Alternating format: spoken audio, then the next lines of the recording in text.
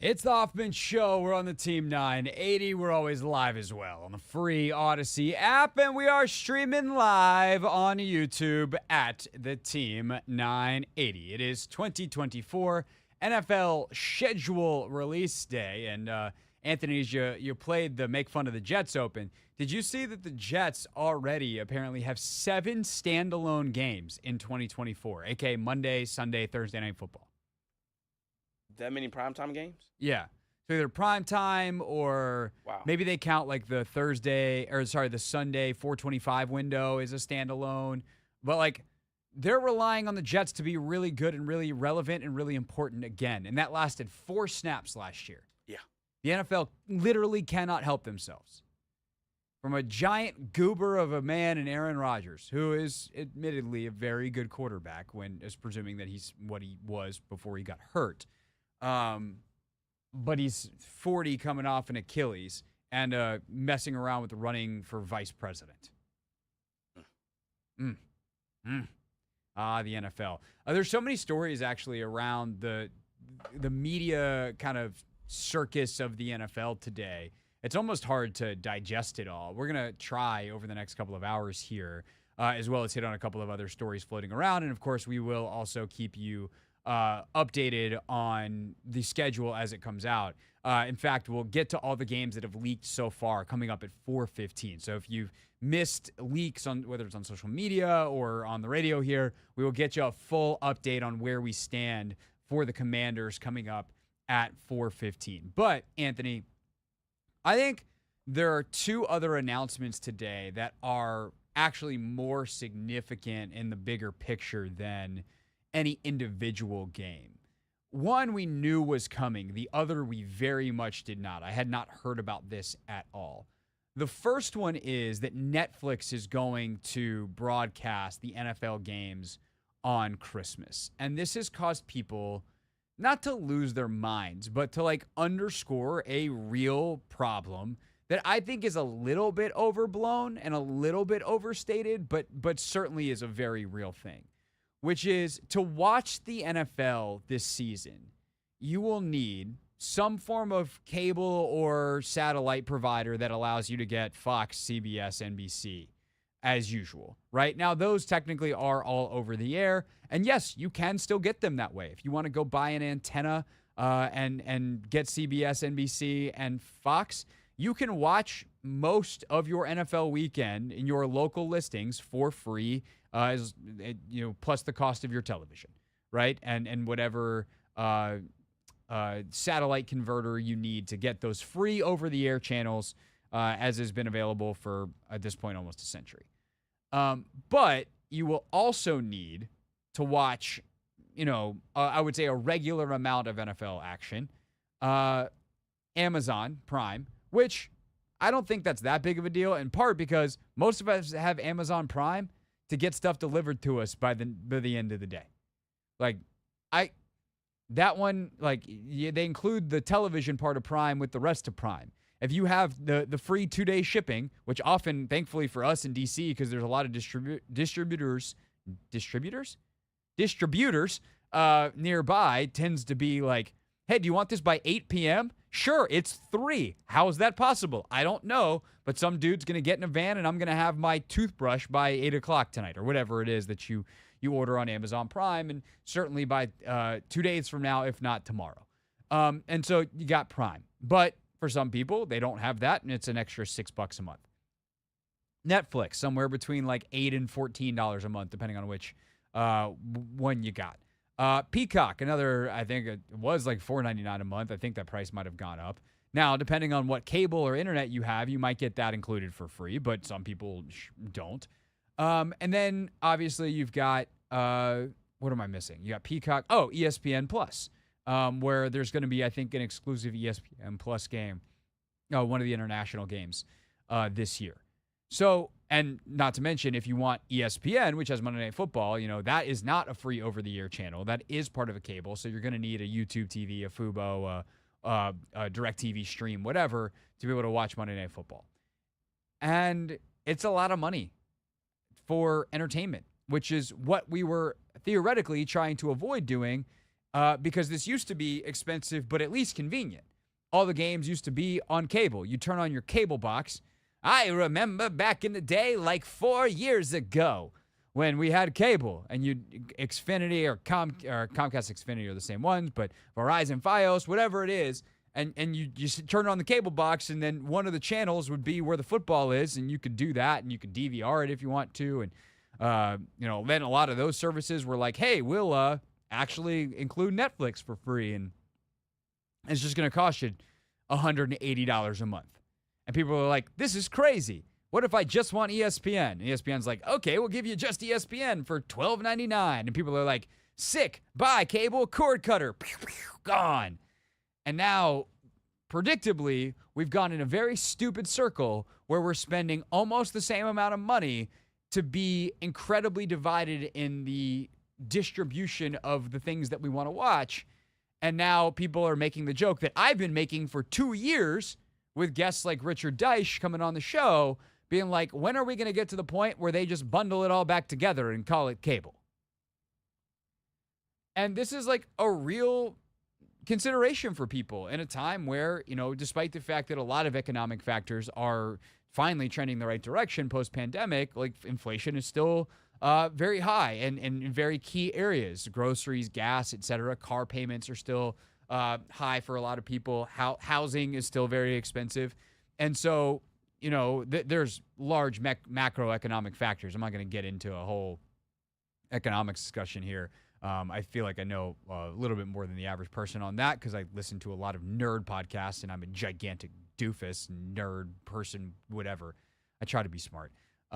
Sometimes it works and sometimes I listen to these things and I'm like, and these people are so much smarter than me. It's ridiculous. And this is all going over my head. Sometimes it'd be like that. It do. Yeah. Sometimes it'd be like that. But I try to understand the economic forces that are at work.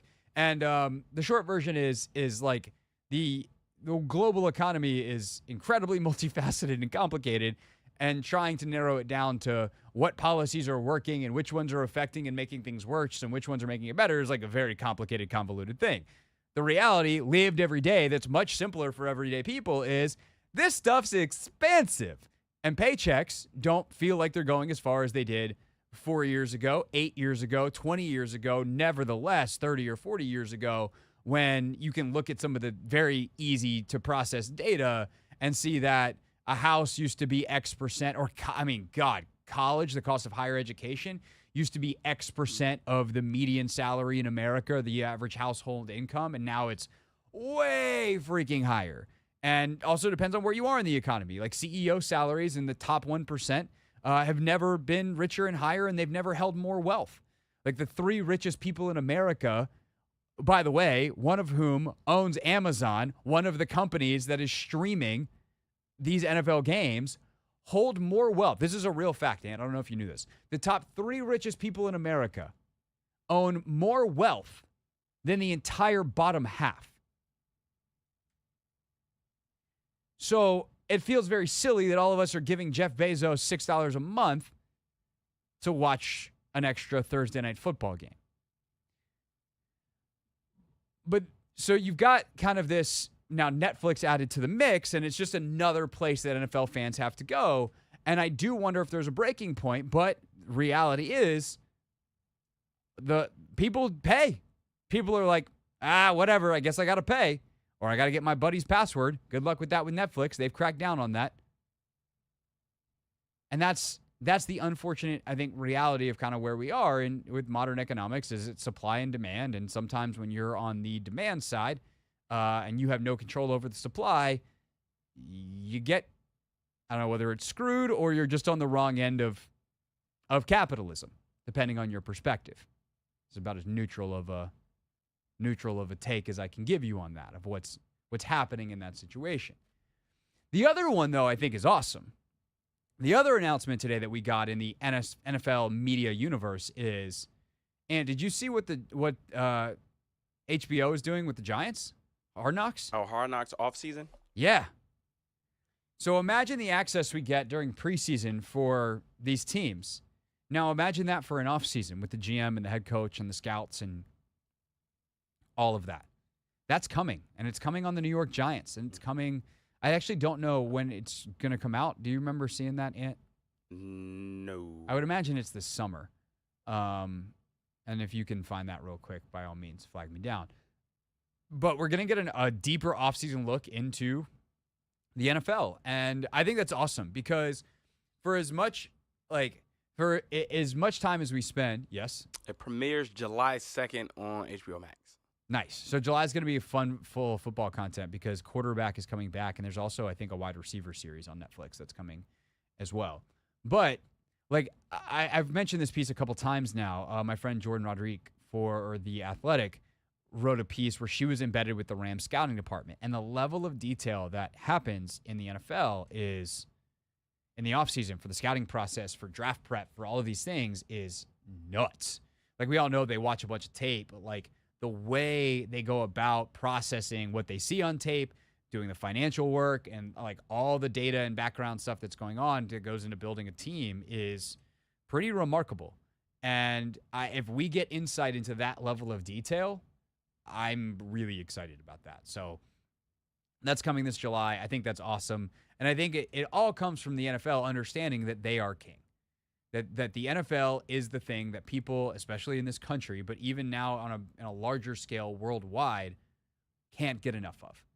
And they understand that. I think there is an argument to be made for creating some scarcity, but that's probably a discussion we can have another time about like the amount of actual games. But in terms of content, you almost can't produce enough. And this is another, I think, really genuinely cool and innovative way that the NFL is allowing fans in to understand the game better with this NFL Hard Knocks off season. It's the Hoffman Show. We're on the Team 980. We're always live as well on the free Odyssey app. When we get back, we know about 4 or 5 games from the Commanders' schedule. Schedule release officially tonight, 6:30, starting on 106.7 The Fan, and then picking up here at 7 when we're done. Simulcast Denton Linnell, our official schedule release show. The full schedule drops at 8. But we got a couple of leaks, and we'll tell you what we've got on the Commander schedule as of right now next here on the Team 980.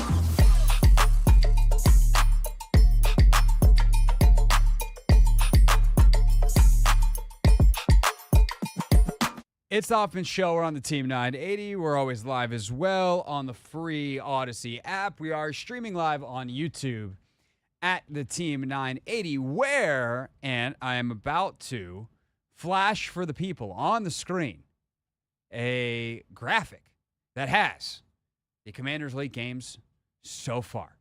Of course, the full schedule comes out tonight at 8 p.m. Our coverage will be underway at that point. Denton and Linnell anchoring schedule release 2024. But if you haven't seen it yet, it's about to be on your screen in 3, 2, and 1. And, well, if you are listening on the radio, which, of course, is the vast majority of you, that's okay. I will read it to you. Here's what we got so far. Reported by our own Kevin Sheehan. Sources telling him that Week 1, Anthony, the Commanders will be on the road at Tampa. So we got at Tampa Week 1, which is going to be really interesting. We'll go back to the games themselves in a second because I got thoughts. Week 2 is the home opener. It will be against New York. The next game we know is also courtesy of JP Finley, who reported that Giants game. In fact, he reported both of them. They are at New York in Week 9. Week 10, our colleague with Odyssey Sports in Pittsburgh, Andrew Filipponi, reported that the Steelers will be here Week 10. Week 11, so 5 days later, hint, hint, 4 days later, whatever, Sunday to Thursday, at Philly, Thursday Night Football. So that's the Thursday before Thanksgiving. We've also been told the Commanders will not play on Thanksgiving or Christmas. Week 17 is against Atlanta. I think JP had that one as well. Kirk Cousins return. And then Kevin reported Week 18 is versus Dallas, a.k.a. the Cowboys will end their season here in D.C.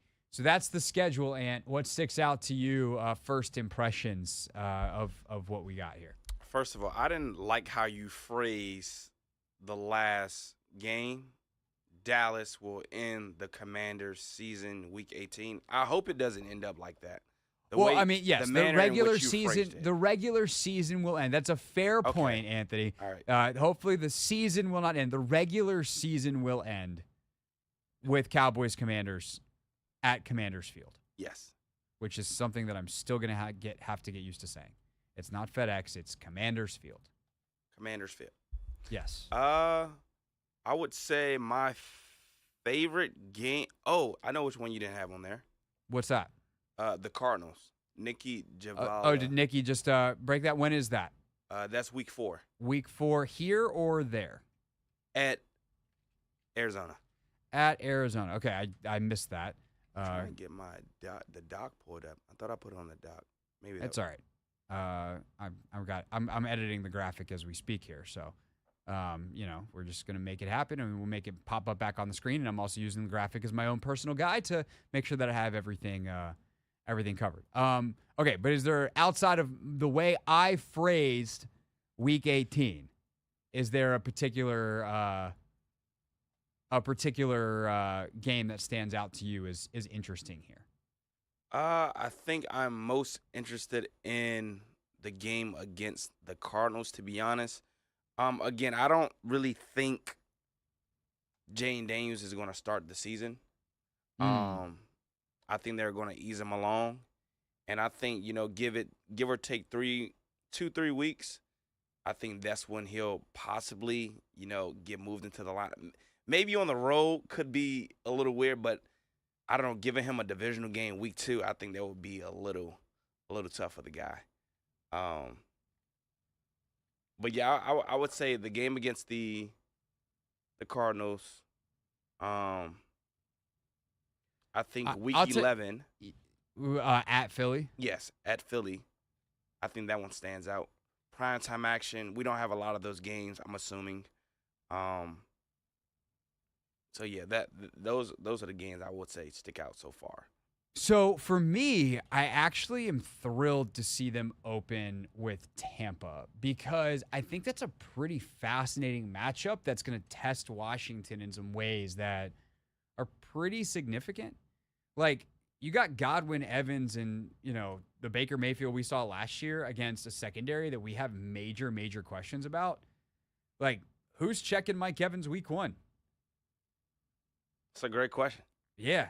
Like, we're going to, if let's say Benjamin St. Juste emerges as a starting caliber corner through camp, and like he's got that he's a big, long, physical guy who's got to learn how to use his hands better and hopefully develop some ball skills. Well, you want big, long, and physical against Mike Evans, that's for sure, because undersized is going to get eaten for breakfast, lunch, and dinner.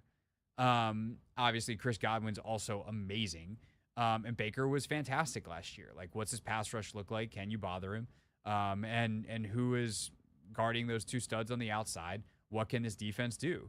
But also defensively, like, they're who knows what they are. They've got Antoine Winfield. They've got a couple of other guys that are really nice, but I don't think they're so good defensively that you're walking into that game like either Mariota or hopefully Jaden Daniels can't operate the offense. So it could be a chance to like feel some things out. It's a good test against a good team, but not like you're going up against the Chiefs or the Ravens or even Philly week 1. I think Philly, we'll see what they are, this version of them with some of the pieces that they lost, but and obviously how they finished the tail end of last year. But I think it's like the kind of team that you hope that you're in the neighborhood of, right? We think Tampa's probably going to be a 500, maybe a little bit better team if some things go well for them. Probably the second best team in the NFC South behind Atlanta. And if you're Washington, that like 500-ish range in year 1 of your rebuild, I wouldn't say is the ceiling level of your hopes and wishes and dreams, but it certainly would be a neighborhood that would be great to live in. And so how do you match up with the team in that neighborhood? I'm actually genuinely excited for week 1 at Tampa. And I think you can say a lot of similar things about week 2 against New York.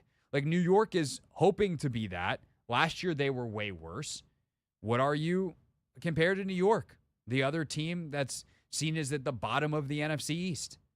If you don't beat New York in your home opener, potentially with Jaden Daniels, making his first home start, crowd should be electric. And also, what does the crowd look like that weekend? Like, that's pretty intriguing to me. At Arizona is interesting because Arizona's, a team that you're somewhat modeling yourself after in terms of they were able to, despite a talent deficiency last year, model and execute a style of play and a physical toughness that has a lot of people really excited about what they can do. Also, God, the secondary, dude. Week 1, you got Evans. Week 2, you got Malik Neighbors. Week 3, we'll see. Week 4, you got Marvin Harrison Jr.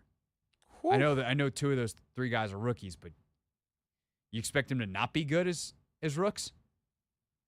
Yeah. Week 9 at New York. Week 10, Steelers. Again, week 11 at Philly. And then, obviously, it's going to be interesting. Kirk making his way back here week 17, potentially with, like, could you imagine if that game is the NFC South on the line for Atlanta? Kirk's coming back. All the memories of big games where he hasn't performed particularly well here. Late season, Washington, Kirk Cousins, big game.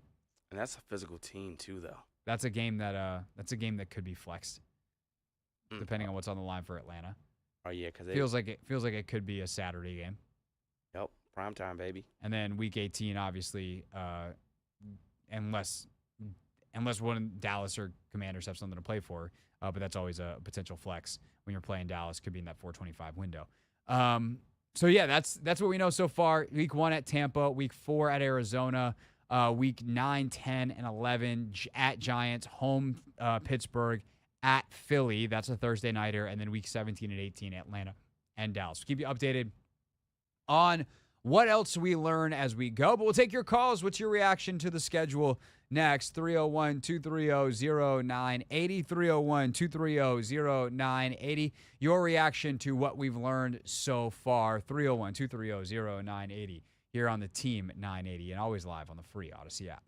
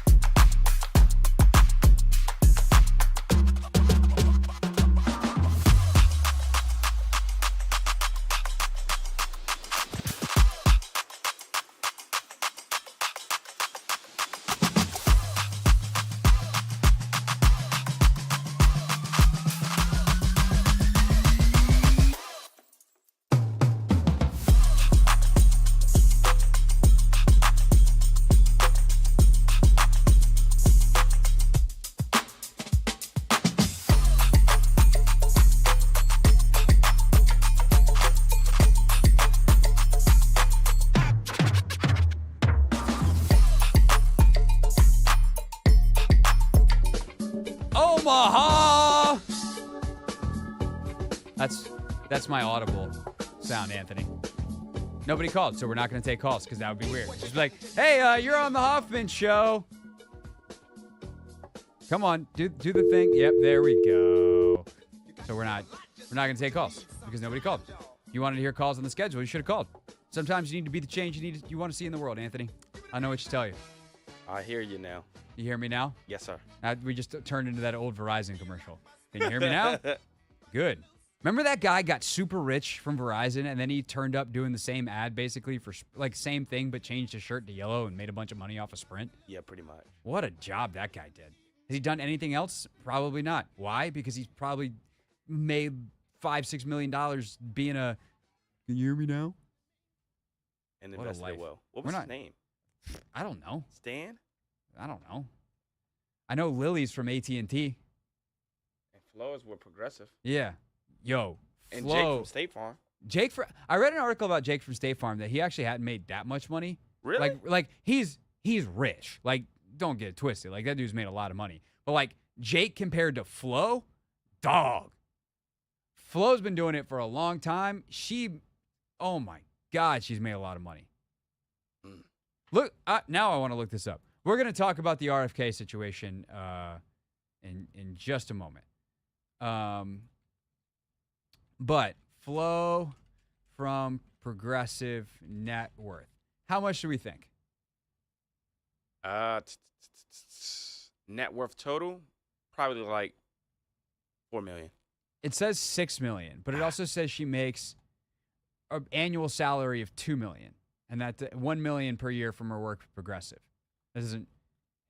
Are they just assume that she sucks at investing? How you making $1 million a year? You've been doing it for like 20 years at this point. They did say some of those things be wrong, though. Yeah. Yeah. I'm assuming that's wrong. I mean, I think it's good that it said $6 million. Good for her. Yeah. That's all I'm gonna say. Really good. If you've dedicated your entire career to being Flo from Progressive, you've earned some money. Hard left turn, reset, Omaha, set hut. Montana Senator Steve Daines is one of the most powerful senators in the country because he is the chair of a committee that controls all kinds of federal land. That land includes the site where the Washington Commanders and the District of Columbia would like to move forward with RFK Stadium 2.0. It is the site of the current RFK Stadium, which is set to be demolished. And many of the powers that be, many of the parties involved here are ready to move forward with a bill that would set forth a 99-year lease to the District of Columbia to control land that is in the District of Columbia and would be used however the district sees fit. There still needs to be local stuff that would happen to make that into a sports stadium. There's funding mechanisms that need to be voted on. There's debate that needs to happen with the neighborhood. There's other potential uses that are going to be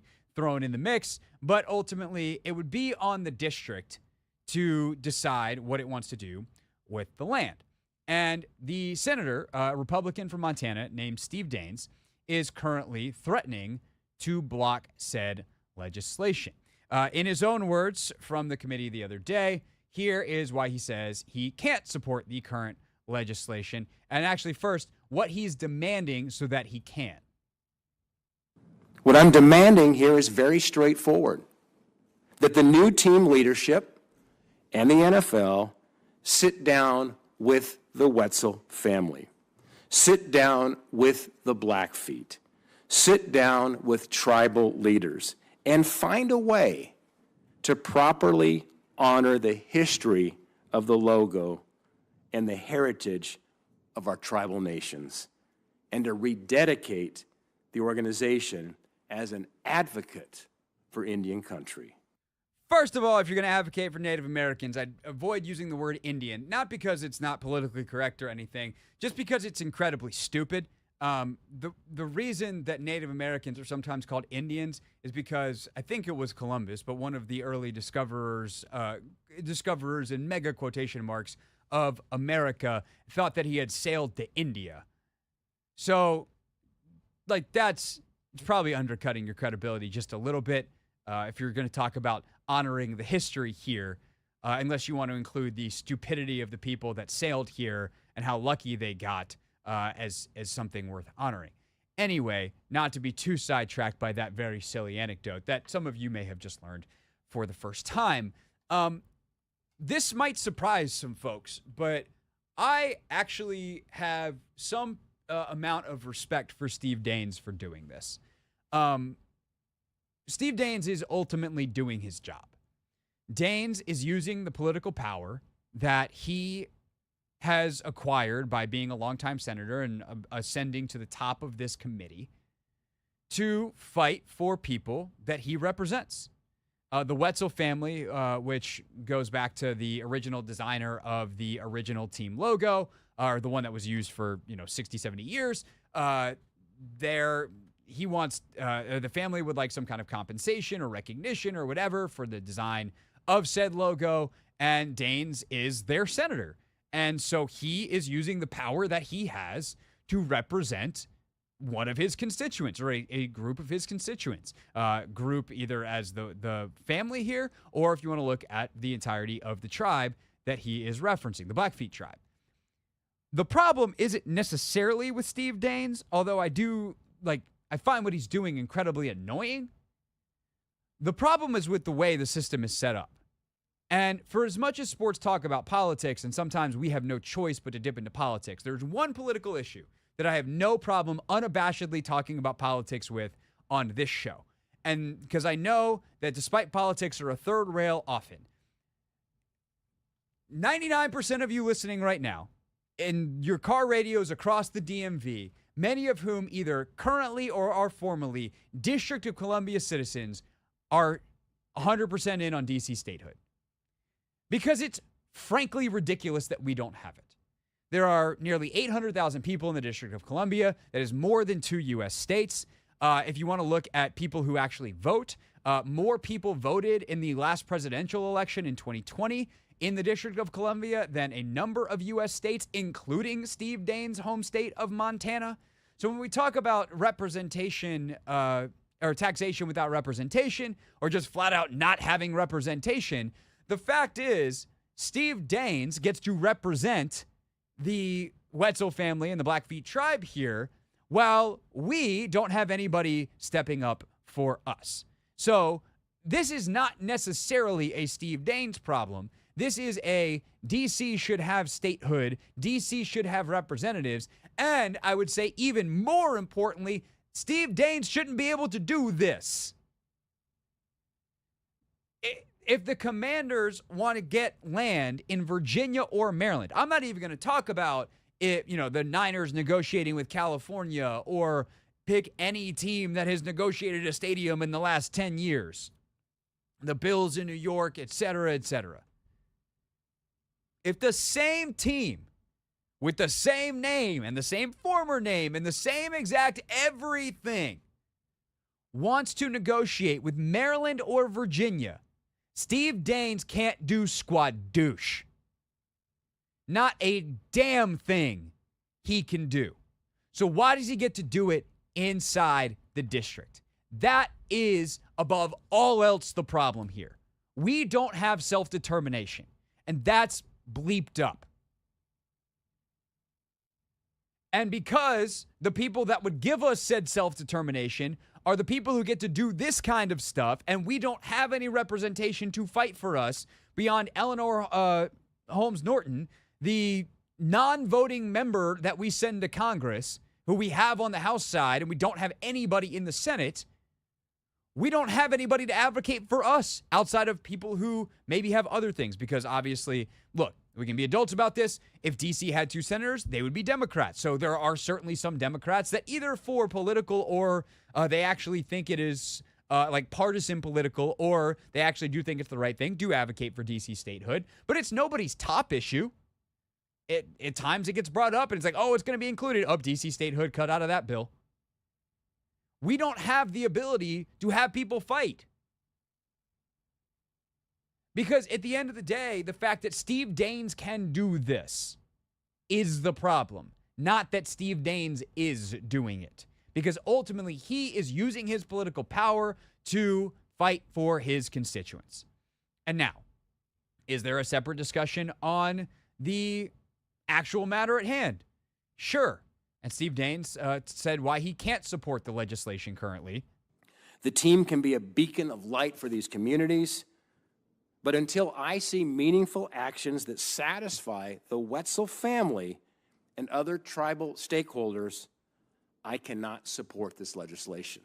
And that's crap. Not because it's not a good thing to do, but because it shouldn't be on the burden of the team in Washington, D.C. to be a beacon of light and hope and a representation of whatever Steve Daines and anybody else wants in Montana. Why do we have to deal with this? And again, I think it actually would be good. I actually don't disagree that it would be a good thing for the Washington Commanders, considering they carried the old nickname. And I'm not even making they owe it to it because that name is racist. I'm not getting into that argument, right? My thoughts on that are well out there. They are well published. They have been very, very clear. And that's actually not the argument I'm here to have today. Again, that is a very complicated, nuanced, and layered argument because there are thousands of native tribes across the United States who don't agree on it. So trying to say what a particular group, which group we should listen to, whatever, it's way too complicated. The point I'm trying to make here today is that because the team, even if they did it benevolently to honor native tribes, for years did carry that, in generations, decades, carried that nickname, it would be nice of them to be like, hey, you want to know what? We're not going to forget that heritage. Native people have had a rough time in America since it became the United States of America. Treaties that have not been held up, all kinds of issues with the U.S. government, with people that have taken over their land, et cetera, on down the list of atrocities. And that includes modern day rates of all kinds of, whether it's diseases, poor medical care, like the sexual assault and other crimes that happen to Native peoples are way higher than the national averages. There's a lot to unpack there. And so if we would like to keep Native people and the good that needs to be done for them, considering the circumstances they've been put in by the U.S. government, top of mind by using a sports team, I got no problem with it. But why does it have to be the team here? Why does a senator from Montana get to decide that the Washington, D.C. team doesn't get to play football where it wants to play because they're not upholding a set of morals or ethics or whatever you want to call the thing that he is desiring? Why is that his call? That's the problem here. So I hope that you listening can do what I'm doing here, which is separate multiple things. Whether I like Steve Daines or don't like Steve Daines, whether I agree substantively with his arguments or not, whether I think the old team name is racist or not, whether I think it should still be or we should never use Native American imagery in sports, whether you agree or disagree with any of those things that intersect with this is the point. This is the thing that I hope you take away from the last 12 minutes of radio here. It's not Steve Daines' decision to decide what the football team in Washington, D.C. gets to do with any part of itself. It's just not. Are there roles for government in, making sure that an entity like the NFL stays within certain lines? Of course. Of course. I'm not going to be hypocritical on that and say that, I was fine with them investigating Dan Snyder, but they can't have their hands ever in government when it's something that I disagree with, or in a private business when it's something I disagree with. No. It's the fact that a single senator here, because of his singular role on a single committee, gets to decide something that is far beyond, should be far beyond his purview and far beyond his jurisdiction. That is the issue here. The rest of the stuff, we can argue about that another day. Or not. We can just talk about the OTAs and the schedule and the football. It's the Hoffman Show. We're on the Team 980. We're always live as well on the free Odyssey app. More schedule leaks next. And then Santana Moss is going to join us at 5 o'clock talking ball here on the Team 980.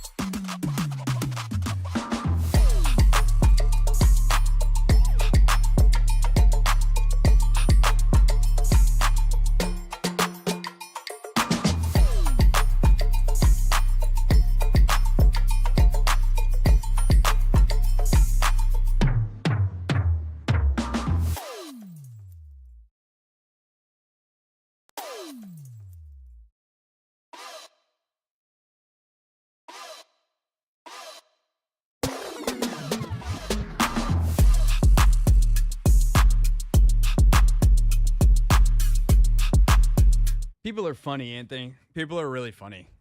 It's Hoffman Show. We're on the Team 980. We're always live as well on the free Odyssey app. I did get an interesting note that I did want to read because I'm a curious person and I like learning things. And so I also, when I see something, I'm like, oh, that's actually an interesting point. That's a good point. That's correct. I might be misinformed here. I'm gonna own it. And Brian emailed me in response to the last segment. Actually, like Brian's a fast typer because I literally got this email as we went to break. Segment wasn't even over. But it was about something that I said off the top of the segment, which is Steve Daines' use of the term American Indians or Indians versus Native Americans.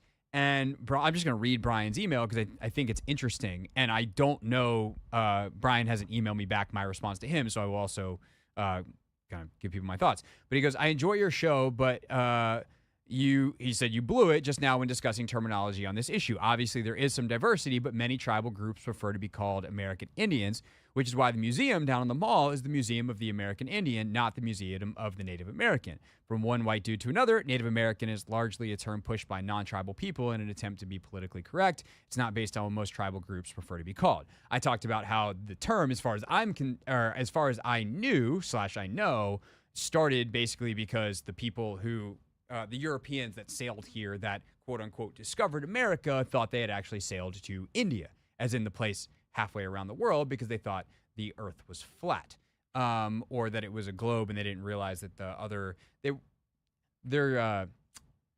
hadn't been able to take pictures from space yet, is the point. And so I'm curious if anybody knows, and my email, I'm sure I'm going to get all kinds of emails on this, is on our website at hoffmanshow.com. I'm curious of the intersection of those two, but Anthony, it does go to the point that there are literally thousands of tribes across the country, and whether we're talking about the term that used to be the team nickname, or we're talking about Native American versus American Indian, there's a lot of disagreements amongst Native people, amongst American Indians, whatever term you want to use, and thus making the rest of us try to have that kind of discussion to be respectful of folks is extraordinarily difficult because it's not a monolithical culture. And so, yeah, I think I'm just curious.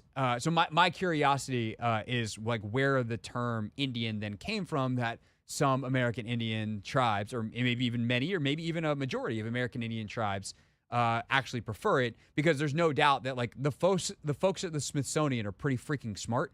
And so if the museum down on the mall is called the Museum of the American Indian, I'm certainly open to learning more.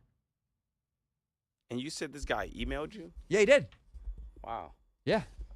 I get like an email once a week or once every other week, depending on the time of year. I'm surprised. I mean, was he not on the chat? I mean, not everyone listens or watches fair. on YouTube, obviously. So, Yeah. you know, for all I know, he's listening on the Odyssey app as he's walking around. He was like, "Hey Alexa, play the Team 980." And then there's tweets like this one, which this just cracked me up. William goes, "Weak rant, had to go to GND on 106.7 for some sports." The rant was about how DC should be able to first of all, the rant, a term that I hate. Rant. We're talking about where the football team is going to play for hopefully the next 100+ years. That's pretty relevant. I'm sorry you wanted more schedule talk, which we're going to do throughout the show. Hey, there's no games today. Let's talk about where the team is going to play and whether it will return to its historic home and the current thing that's blocking it. That's not sports. Get out of here. Ah. People are funny, man. That's all.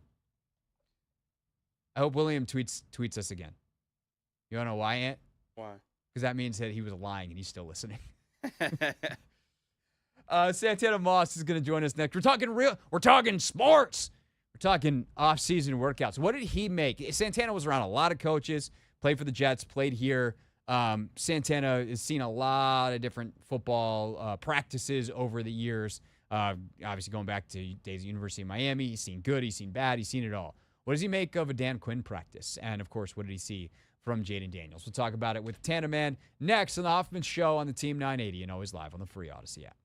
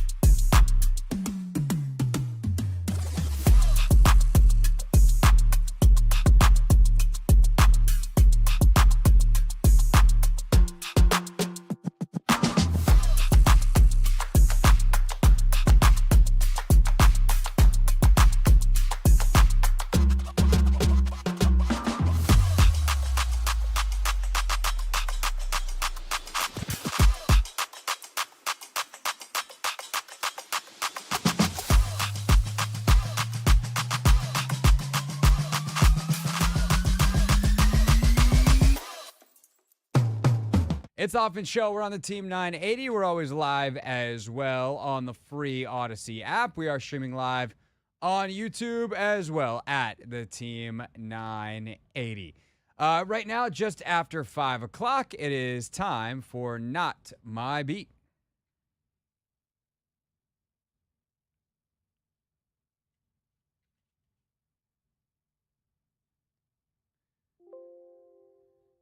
Our guest today played 14 years in the NFL, now an analyst for Command Center and the Washington Commanders on their YouTube page and all their media platforms. It's our guy, Santana Moss. What's up, Tana? How are you, bro?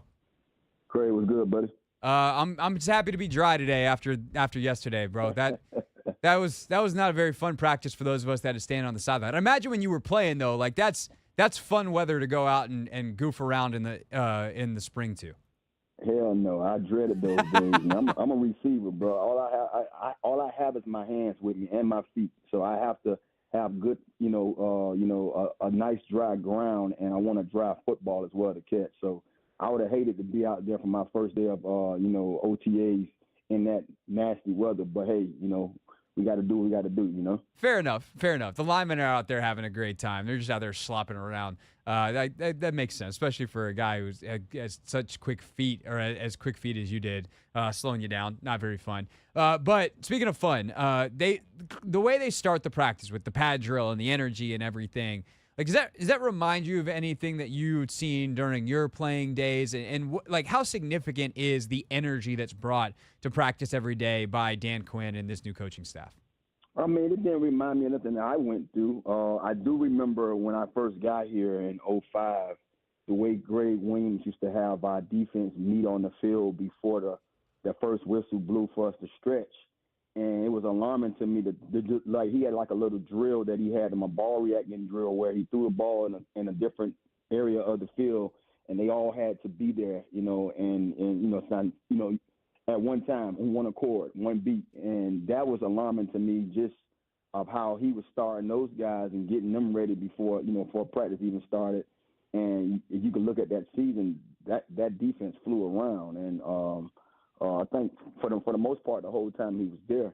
So that was something that was a little familiar with it, but I never seen anything like it. I was a little alarmed by it during minicamp when I watched it, but I was geeked at the same time because, that's what you want. You want that coaching staff to have that kind of understanding and that perspective that, we can't allow these kids or these guys to come in and try to get ladder up as the practice go on. Let's get it all out the way now and get your adrenaline, pumping and that blood in your system to flow so you can go out there and have a productive day in practice. I'd also ask you, Santana, as a guy who played for so many different coaches over the years, both with the Jets and then obviously your 10 years here, like the energy and the monotony of an NFL spring, nevertheless, when you get into training camp during a season, like how important is it to mix it up and to have a way to keep guys engaged so that guys don't get bored and lose that attention to detail and because they're professionals, but they're also human beings. Like how important is that freshness and to kind of have that spark every single day? And if you have any stories from your career of like teams that did that well or teams that didn't, I think that would certainly be illuminating. I think it's key. I think I look back at the times of not doing it, me not participating or having that, going on. And you get those days or you get that little stint of weeks or whatever you might pile up where you just don't have the energy, man, and you're trying to fight through it because of it's just your job to fight through it. But then you get out of the funk one way or another. Now, if you're gonna bring that kind of energy from a coaching staff every day, it's going to be like that. That's going to be our know-all. That's what I'm going to understand about this team, and that's how we're going to, conduct business. Then every man in that locker room who's going to be on this team is going to have that mindset before they step on the field. So it's great to see that that's what they're trying to let them know. This is what we do. This is how we do things. And now you're not going to have to be so worried about a guy not being ready or not being prepared because he got to have that mindset as he hit the door to that field. Because if you don't have that mindset, you'll definitely be left behind. Santana Moss, of course, you can watch him on Command Center on the Commanders YouTube page. 14-year NFL vet with us here on the Hoffman Show. What's your first impressions of Jaden Daniels, getting to see him in rookie minicamp over the weekend and then in the OTA session yesterday?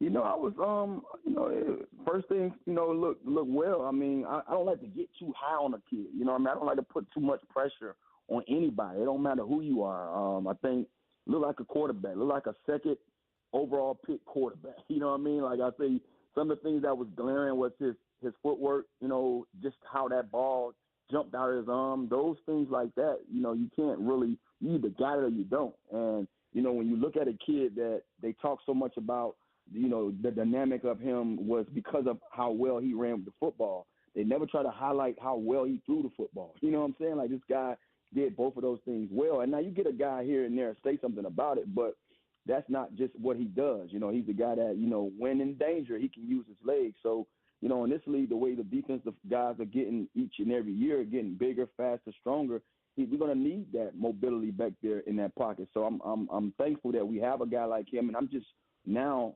going to allow the process of his maturation kind of, take his course. However long it takes or however fast he catches on, man, I'm ready for it because I understand it's not something that you can just come into this thing and be ready for. It's going to take time, and when he's ready, man, I'm ready to watch.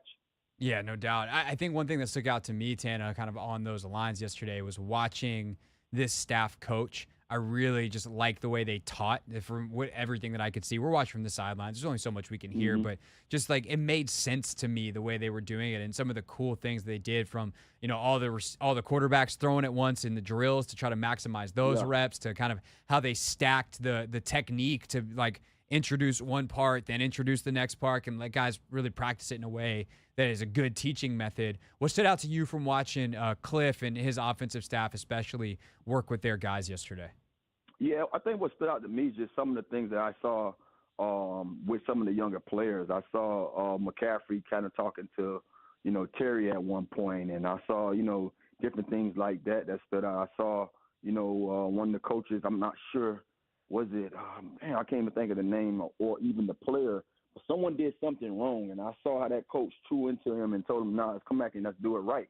That's what you want, man. And this is something that when you look back at, how they did things in Dallas on that defense, and it's not nothing for you to sit there and question now why they were so dynamic, why they were so good, because they was well coached, and that's something that when you watched us play at times, you worried, you thought to yourself like, okay, we got the bodies here, we got the guys. What are we missing? Because the coach has been here for a while, but the play has dropped. Is it coaching? Is it the players? So, that's something that always going to always be in the back of my head because I've been there, done that. I've been a guy that been taught well, but I also been a guy that wasn't being taught well and still had to go out there and be productive. And I know how it is. If you're not a professional, if you're a guy that's going to allow sometimes that to affect you, you can see a decline in your play. So I'm happy that we have a staff, for the most part, from what we both see, that is hands-on, man. They out here getting the job done, making sure that these guys understand how they want them to, play. And, like Coach Witt said when he first got here, man, we only have one way of doing things. And if you're not fit for that, then, I'm pretty sure you won't be here. Yeah, I'm curious, Tana, throughout your career, Actually, I'll set up kind of the contrast that I'm drawing here, then ask you the question. I think that'll be easier way to do it. So yesterday they've got the dual 7-on-7s, right? And Cliff is kind of running one side, Tavita Pritchard's running the other in terms of the play caller. But that means that Cliff is on one side, Joe Witt's on one side, and half the guys that are practicing, they don't see those reps live. And clearly they're going to rely on the fact that it's all on film to go back and make the corrections and coach. And for instance, yesterday, Jaden Daniels was not on Cliff Kingsbury's side. So Cliff's certainly going to watch all those reps, but it's not going to be in person. And I'm curious in your career if you had any coaches that kind of operated like that, and what difference it is to be that reliant on the film versus the ability to correct things in real time. Well, I was asked that by Logan when we was doing our field pass part of that practice, and I didn't remember, but Logan refreshed my memory that we did that with Kyle and Mike Shanahan. So I do recall, that particular drill is to maximize everyone's reps. That's basically because you're out there for a short period of time, and you don't have enough time to really see every guy if you just had all us doing it at once. So basically, I'm going to take all the young guys, I'm going to put you over here. Then all the guys who veterans or who potentially might be in the second or first group, I'm going to put you over here so we can get everybody enough reps that we get on tape. And then, now we can go in there and be coaches and go watch this film And you're going to have individual, meeting rooms also. So those guys get to watch it together. Now they get to sit there and watch everyone's reps instead of him having to coach a guy or be sitting there waiting for, you to get 2 or 3 reps. Now you get a chance to get more than just half of the reps. You get to do all the reps.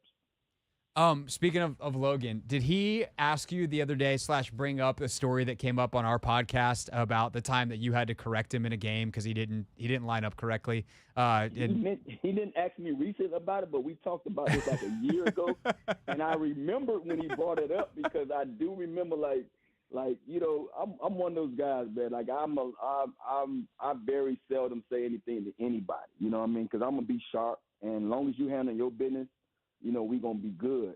But, we all hold each other accountable on the field. And Logan has always been sharp. He was a sharp young man when he was here. That's why he made the team.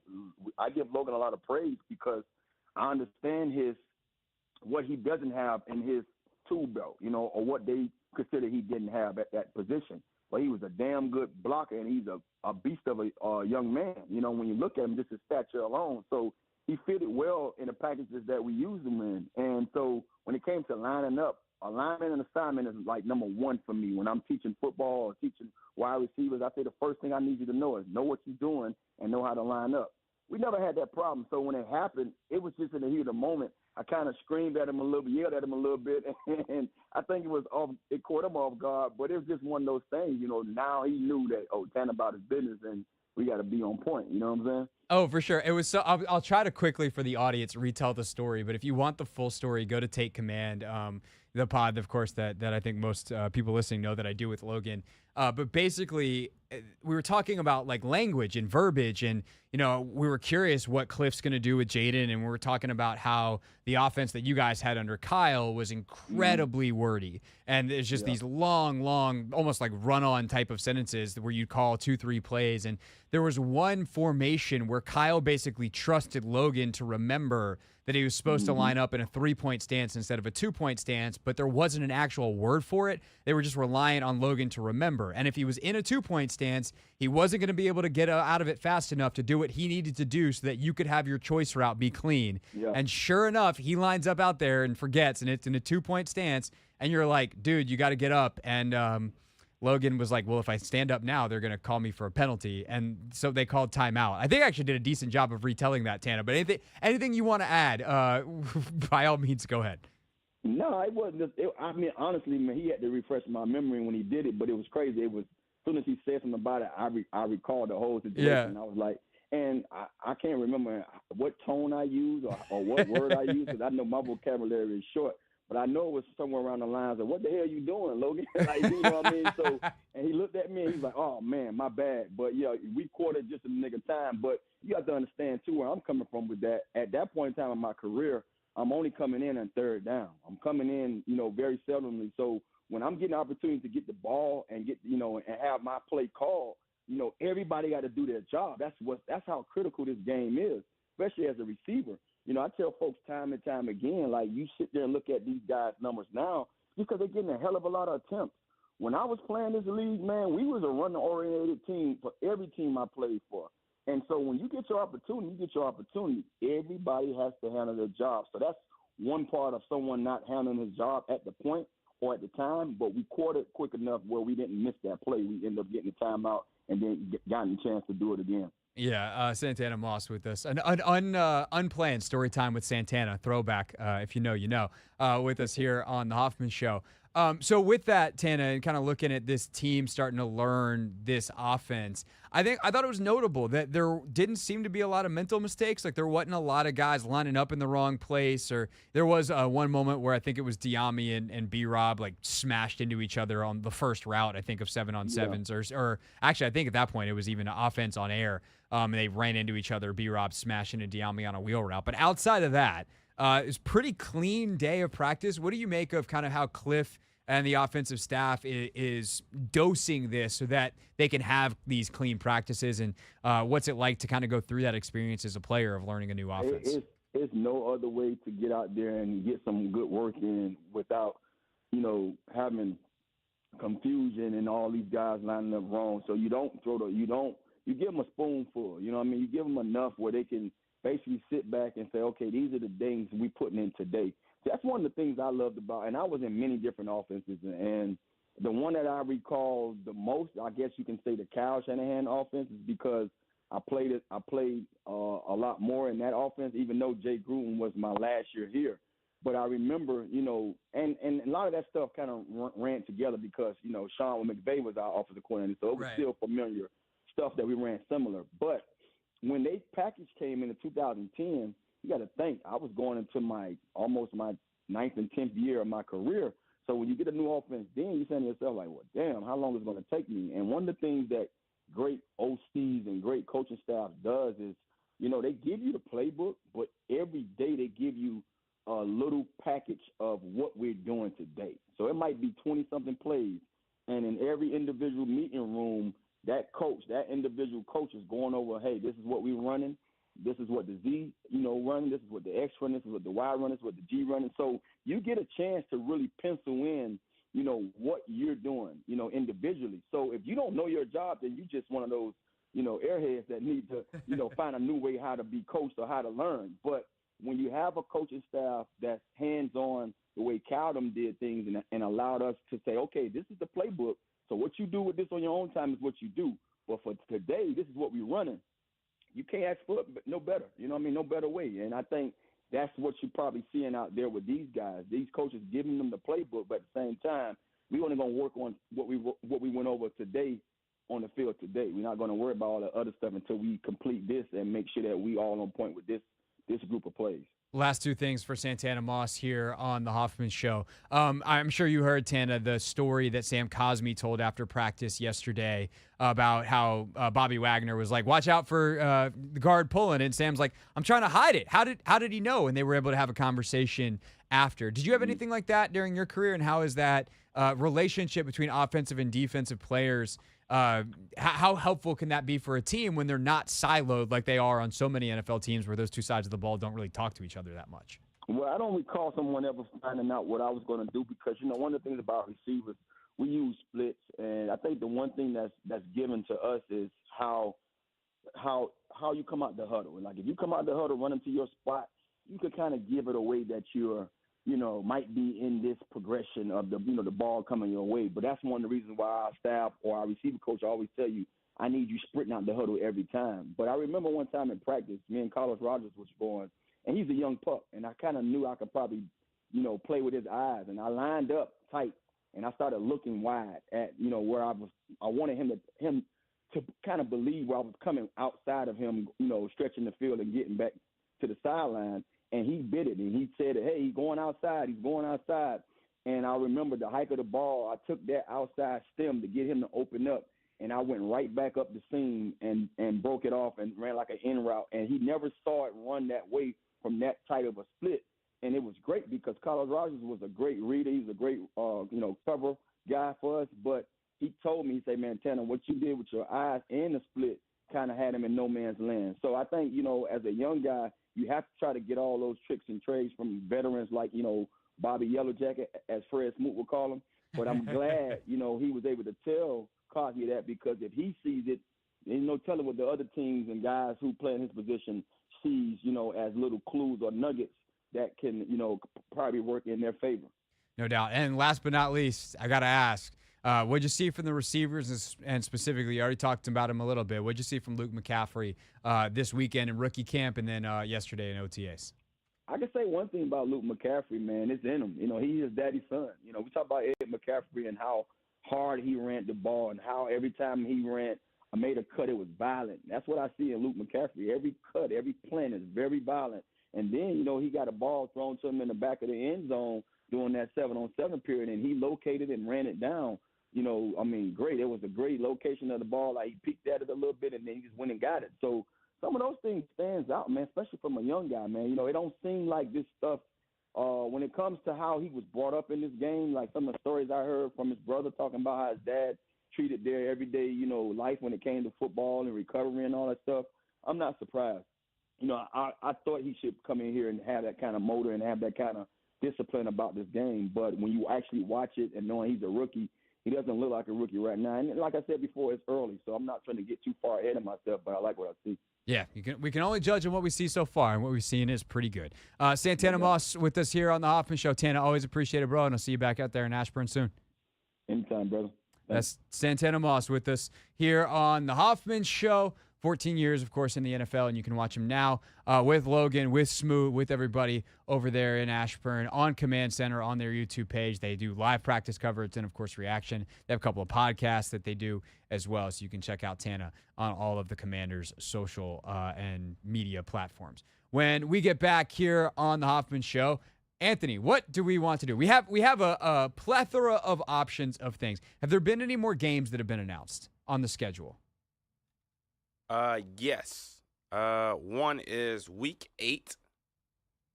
The number 1 and number 2 picks. Oh, week 8. That game's been on week 5 the last 2 years. So is that at Chicago or is that here? It's here. Versus Bears goes into the schedule week 8. Okay, so if you're just tuning in and you want to get caught up, week 1 at Tampa, week 2 versus the Giants, home. Week 4 at Arizona, week 8 versus the Bears, week 9 at the Giants, week 10 home Steelers, week 11 Thursday night at Philly, week 17 Atlanta, week 18 against Dallas. So that's what we currently know on the schedule. Yes, sir. All right. So we don't really have to catch anybody up on the schedule we don't. There's nothing major, and that game's just a regular game, so to speak. There's not a what's it called, a Sunday night or Monday night element to that. No, I don't see any time. Okay, that's kind of a bummer, honestly. Maybe they think that one of those guys might not. I mean, they've already named what's his face. They've already named Caleb the starter in Chicago. Yeah. But I'm kind of surprised that one's not a Monday nighter. Like, that has Monday Night Football written all over it. Week 8, those two? Yeah, I mean, just in general, like when I circled games, I was like, this is going to be a primetime game. Like that was one of them. And we only have one so far. Philly. Yeah. Well, week 17, tentative. Week 17, yeah. Atlanta could wind up being One a of those Saturday nighter. Yeah. I doubt it's Sunday Night Football unless the Commanders are also good. But like, it feels like it could be if the Falcons can clinch the division, like that could definitely be a Saturday. But just number 1 versus number 2 pick. Why is that not Monday night? Yeah, it's getting ridiculous, Craig. The disrespect. Don't they know? Where's the button? We are the Commanders. And don't forget it. That's all I got. When we get back, what are our other options here? We could talk about the W games last night. We talk about the W. We talk about Ted and his comments on possibly acquiring another sports team. We could here in the area. You got the NBA. We do. You also have. I'll tell you what. Here's your options, and we're gonna do a lightning poll here. We got Ted talking about wanting to expand his empire. We got WNBA from last night. Those are our 2 big non-schedule topics that we have on the old talkie radio box for you. And the first person to tweet me at Craig Hoffman with one of those topics, you get to dictate which one of them we talk about next. Ready, set, go!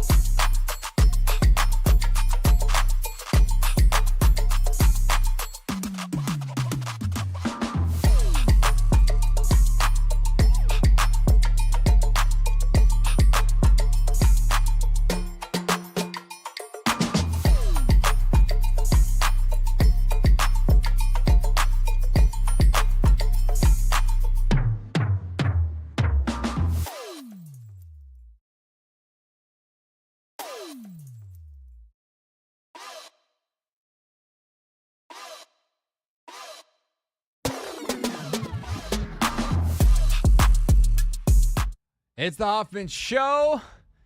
We're on the Team 980. We're always live as well on the free Odyssey app. We're streaming live on YouTube at the Team 980. I asked for not even a vote, Anthony, who can respond the fastest on topic selection for the current segment. We could either go through the W games from last night, including Caitlin Clark's debut, which would have been timely, Anthony, because the number is in 2.12 million viewers, most watched WNBA game ever for Clark in her debut last night, despite the fact that the NBA and NHL playoffs were on at the same time. And many WNBA fans might have been watching their local teams, such as the Mystics on Monumental Sports Network. However, our guy, DH, fastest fingers, DH on the mic, said, no, talk about the Leonsis topic, which brings us to Monumental Sports Network and what Ted Leonsis said when he was on with the Junkies the other day. So we'll talk about the W games later on in Caitlin Clark's debut and a little bit on the Mystics last night as well, coming up in the 6 o'clock hour. But I thought this was really interesting. And I'm going to be honest with you, Ant. I'm going to be honest with the audience. I have a lot of mixed feelings about this topic, about Ted Leonsis. And it's not really about Ted Leonsis. Ted is just the latest person to try to do this, which is Ted, when asked by the Junkies the other day, said he's got another team, even though he owns the basketball team and he owns the hockey team, and he owns the women's basketball team, and he owns the G League basketball team, and he owns, I think he owns the tennis team. Doesn't he own the Castles? Or do they just play a lot on Monumental Sports Network? Anyway, he owns a lot of stuff. But the baseball team, he's still interested. I think so. I think that it makes a lot of sense for us in that we want to make Washington, D.C. the greatest city. We want to make our network the most important local network, and we need year-round programming. We need to have scale so that we can compete with the New Yorks and the LAs as a community. And so having winter programming, Caps and Wizards, and then summer programming, baseball team and a women's basketball team, owning the venues, I think we can compete from a business standpoint, from a revenue standpoint with those really big markets. And in baseball, you need that. You really need to have a big base of revenues to be able to afford putting great lineups out there. So there's a lot on the table here to discuss, but I think the most important thing is the consolidation of power, which I'm extraordinarily uncomfortable with. And that is a general feeling based off the history of how these things go. It's not specific to Ted Leonsis. Like, if you're listening, this is not about you, even if you're the person who is trying to do the thing that we're talking about. Because I actually do think that Ted comes at this from a pretty benevolent place, as benevolent as billionaires can come from, right? Like, I do think Ted does have a level of care about the city, and I do think Ted wants to do a good job with Monumental Sports Network and the programming, and, like, he wants to see quality programming and good storytelling, as long as it helps benefit his brand and his business on his network, which is his right. The problem is when you own all the teams and you own the network, who gets to criticize you, who gets to hold you accountable, and what competition is there that pushes you to be the best version of yourself from a competitive standpoint, even if it might hurt your bottom line because you have to invest a little bit more than you otherwise would have. Capitalism only works when it's highly regulated to keep competition. And there are countless examples of this. But at the end of the day, I think that the concentration of power that Leonsis is trying to accomplish just shouldn't be allowed. If he wants to go buy a baseball team in another market, like, fine. I actually have no problem, for instance, with what Josh Harris has done. Harris owns the Commanders. He owns the Sixers. He owns the Devils. 3 teams, 3 different markets. So he does not have concentrated power over any jurisdiction. And I do think, and sorry, Ted, this is about you, we should be especially wary of someone who just tried to leverage the District of Columbia and the state of Virginia, the Commonwealth of Virginia, against each other to try to get tax breaks and try to get more money in their pockets by threatening to move their teams. You can't exercise your power like that and then be upset or weary of someone who looks at you like, whoa, whoa, whoa, whoa, whoa, I don't think we should give you more power. And so I think that all of this comes together in a, like, this is a bad idea. That doesn't mean that I think Ted actually would be a bad baseball owner. I think actually a lot of the things that we've criticized Ted for over the years, specifically with the Wizards, some of the patience, the long-termism and things like that, potentially work better even in baseball. And, like, I think Ted would invest in the minor leagues in a way that is significant with what he's done with the go-go and his willingness to spend on any, like, he spends on the District E, gaming team. Like, he's willing to spend some money, and if it's going to help the organization, like, he's shown that. That's good. It's what you want out of your owner. But I also just can't have my sports owners, or I would not want my sports owners being concerned about programming their networks. Like, the media and the entities that the media covers, and this line, by the way, is getting very blurred, and we can go into this a little bit more. Like, those should be different entities, and we're already a place where most team broadcasts are team produced, or game broadcasts are team produced anyway, outside of the national ones. And if the same person who's supposed to be a neutral observer and a critical eye is getting their checks signed by the people putting on the game, that's going to affect the analysis, even if there's no dictate given. Even if Ted and Zach and everybody over at Monumental were to never say anything, or even if they were to say, do not worry about it, it's going to creep in on some level. If that's your job, if that's the place that signs your checks, you're going to have to, like, be like, man, if I say this, if I'm critical, because that's my job as a media member, am I going to get in trouble?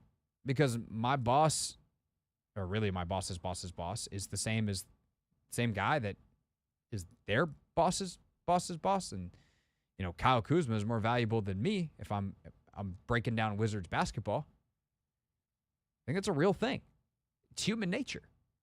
Again, that's not a specific shot at Ted or the Leonsis family or Monumental Sports. It's just a fact that I think is happening all over the place. And the deeper part of this is the fact that, like, ESPN is looking at selling a piece of ownership to, like, the NBA and the NFL. Like, no journalist would ever be like, yeah, that's great.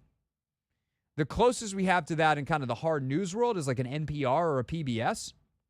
But those are funded by the governments that they cover and protected by law, First Amendment, et cetera. And there's other safeguards in place to allow NPR to be a truly independent journalism outfit, and PBS, the television version, be a truly independent news outlet. But that said, there's been times where certain government officials have been very critical of them and threatened funding and all of those things. So even then, when there's governmental level legal protections in place, those things get squirrely, nevertheless, in the silly little world of sports that we operate. And so I also, though, I said this is complicated and complex and convoluted, here's the other side of it. The reality is our business, the media business, clearly, if you look around, find any kind of story on these major media companies and the financial situations, like, we haven't really crushed the digital age. We are flailing to try to find a model that works for media and sustainability and all the things as people expect and can get more information and coverage and such for free. As the market becomes more and more saturated, there are more options than ever. And there are also more ways to get stuff illegally, frankly. Like, in 1985, if you wanted to watch something that was on TV, you had to watch it on TV, which meant paying for a television and paying for whatever service it was that would let you do that. Let you watch it, whether it was cable, over the air, whatever. Now it's like, oh, that's on Netflix? Hey, Uncle Jim, what's your Netflix password again? And, like, that matters. And so what has happened is one of the areas where people are making money hand over fist is professional sports. And professional sports is reliant on media. And so what professional sports owners have done is either start or buy, like Ted did, their own media networks. And so in our business, one way to have some financial footing underneath you is to work for one of those places. Like Monumental Sports Network is in significantly better financial shape now than it was when it was owned by NBC. Is that good for the journalism? Probably not. Is that good for the long-term viability of the network to stay operational? Yes. And I think that's good. Working is better than not working. Operational is better than not operational. So this is complicated. Survival, but it also means that like Leonsis and folks like him, the owners of the Yankees, the Steinbrenner family, have Yes Network, and I believe the Lakers own like one of their networks out in LA, and this is not uncommon. They've got tons of leverage. What are you going to do? Like if I want to work on television in DC doing sports, I got to work for Monumental. I don't have a choice. Which means doing this segment could be putting myself at risk. What a silly world we live in. But like that's kind of the thing. Okay, well then that's up to the Leonsis family to be like, okay, he's said these things that we might not really like. Do we put him on the air or not? Do we want to own a media company, or do we want to run up, only people saying what we like? And that would, by definition, would be a propaganda network. And those are questions that I think, like if you're frankly the Leonsis family, you have to wrestle with. What's better for our bottom line? What's better for our teams? I don't know the answers to those questions. I know as a journalist where I sit. I know as someone who cares about media and cares about honesty and integrity and what's the word I'm looking for? Non-biased coverage. The ability to be honest on the air. Like, I know where I sit on that. But I also want to see our industry succeed. And if there can be genuine cooperative partnerships, like, that's a good thing. Like, we do stuff. I mean, the Junkies are on Monumental every single morning. They certainly don't hold back and say what they want. And credit to Monumental. They're like, yep, we're good with it. So again, this is a very complicated, convoluted issue with lots of things.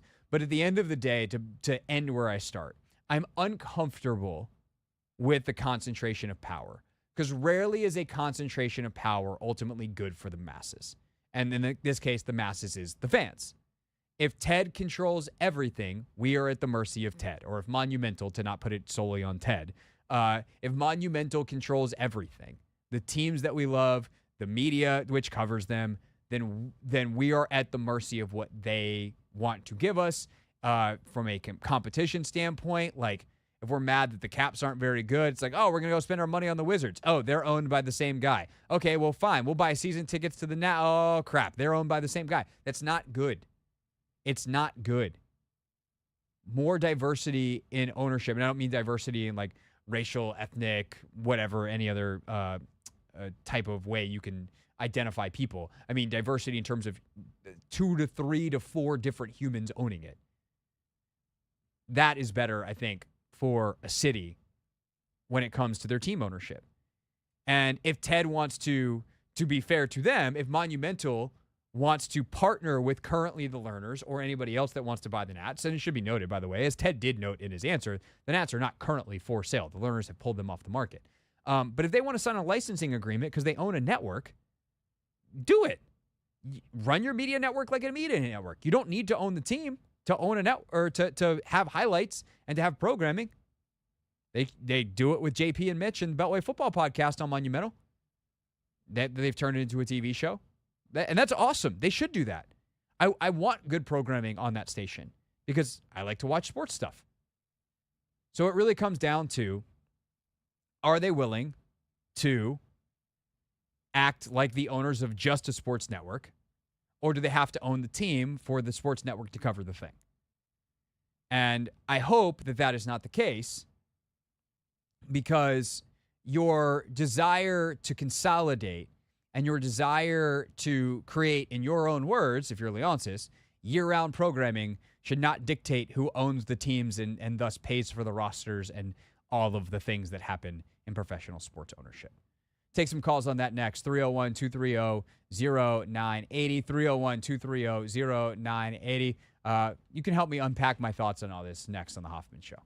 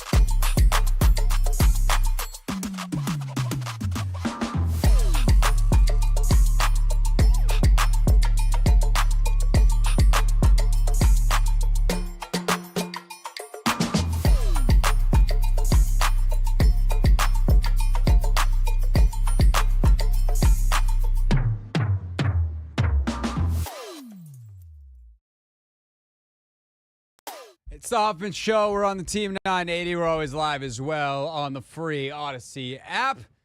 Latest on the NFL schedule release. We'll get you some of the new games that have come out, and if any other Commanders games drops coming up at 6 o'clock / a recap of what's out already, though. Spent the last couple of minutes here talking about the complicated and convoluted issue that Ted Leonsis wants to buy the Washington Nationals, who are currently not for sale, but he was asked about it on the Junkies and said, yeah, if they came back for sale, we're close with the learners and we would love to have that discussion. It would be good for Monumental Sports Network. We think it'd be good for our portfolio. He seems to think that him owning a lot of yet another team would be good for the city in some kind of way. I'd be curious to unpack that with Ted for sure. Ted, you're welcome to sit down for a chat anytime.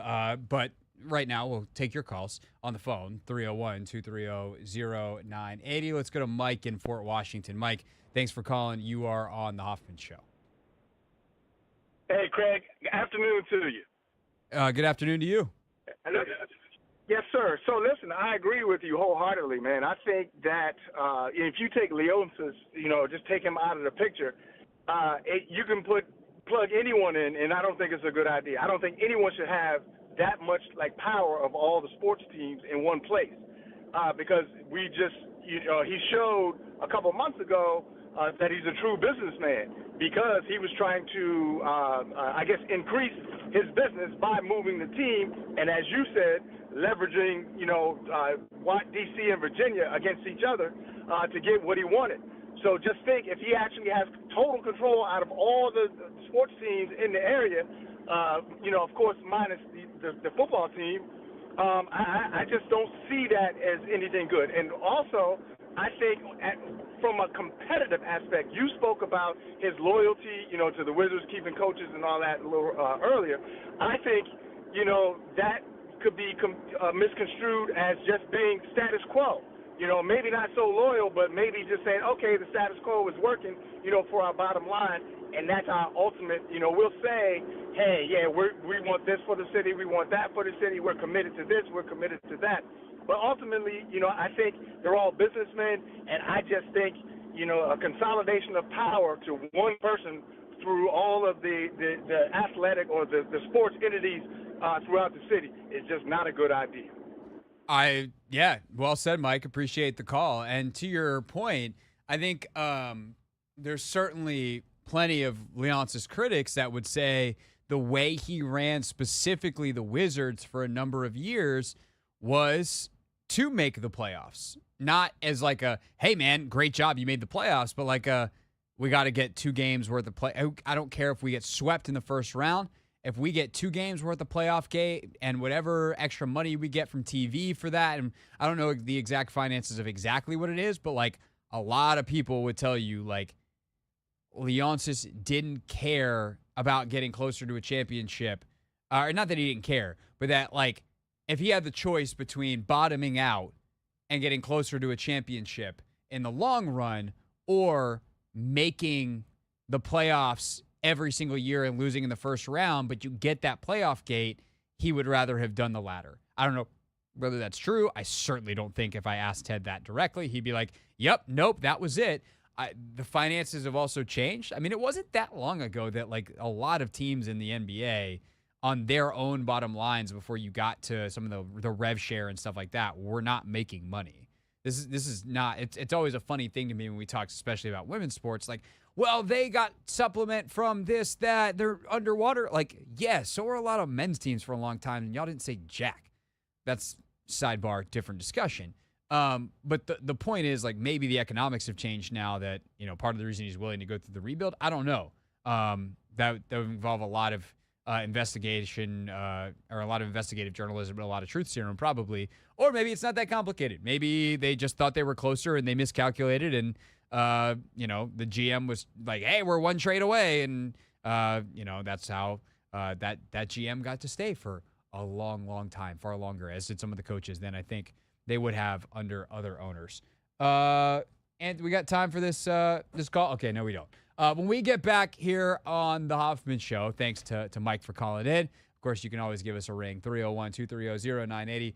Even when we don't say, like, hey, we're taking calls next. If you have something, thoughts on what we're saying, by all means, hit us up, 301-230-0980. When we get back, we will recap our top story of the day and give you the latest updates. The 2024 NFL schedule is dropping. Leaks happening all over the place. We'll get you caught up on the latest next.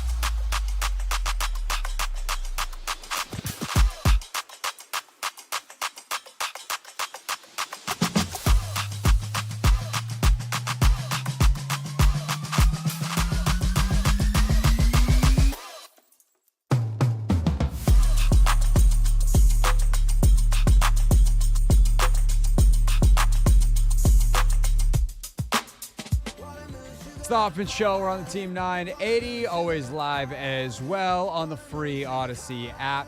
Streaming live on YouTube at the Team 980 as well. Denton Day, Linnell Willingham host our coverage of the NFL schedule release tonight here on the Team 980. They start at 6:30 over on 106.7 The Fan. I think they're live on location too somewhere, aren't they, Ant? Are they down there somewhere? I did not see them down there. Who's that right there? Not Denton or Linnell. Yeah, I don't know. Okay. Must be a new producer. Possibly. Should we haze him? Uh, The correct answer is no, Anthony. We don't do hazing. no. Thank you. Gracious. Trying to get me in trouble. I had so many thoughts going on in my head. Oh, man. You can keep them there. Yeah. You can keep them there. We're nice. We were welcoming. Hey, if I can do anything for you, let me know. That's what we do to welcome folks here at Odyssey Sports. What do you think NFL teams do to their rookies? It depends. Okay. I mean, most of them these days just sing. Hey, you got to do your rookie skit. You got to sing. And if it sucks, you got to do it again. Yeah. Okay. Like name, signing bonus, sing your stupid song, or do a skit. What song would you sing? I wouldn't. I would try to do a skit. Okay. So you think you're funny? Honestly, no. Honestly, it's like having to sing in public is like a phobia for me. Ooh.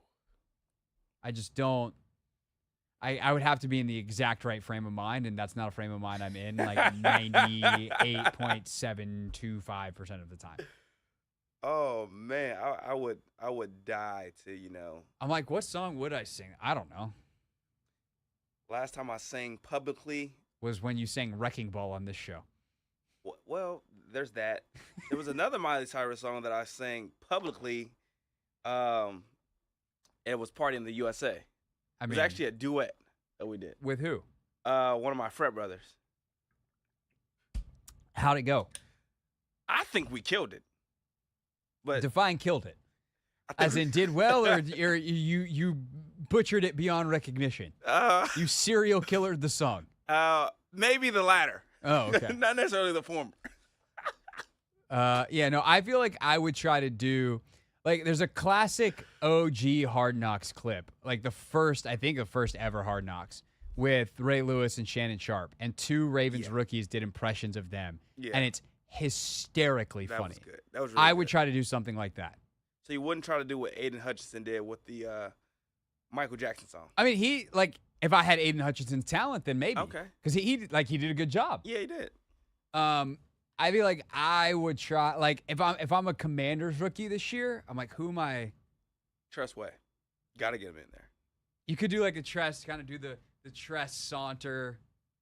Hey guys, I got a trivia question for you. Like you could do a decent little Tress, but I feel like you got to go big. Dan Quinn? Yeah, I mean, like DQ. I feel like doing a DQ. I like doing hard stuff with good people. You got that, of course, the hat backwards. Or impersonating Cliff Kingsbury. Cliff would be good. deep voice. Yeah. Oh my God, his voice is insane.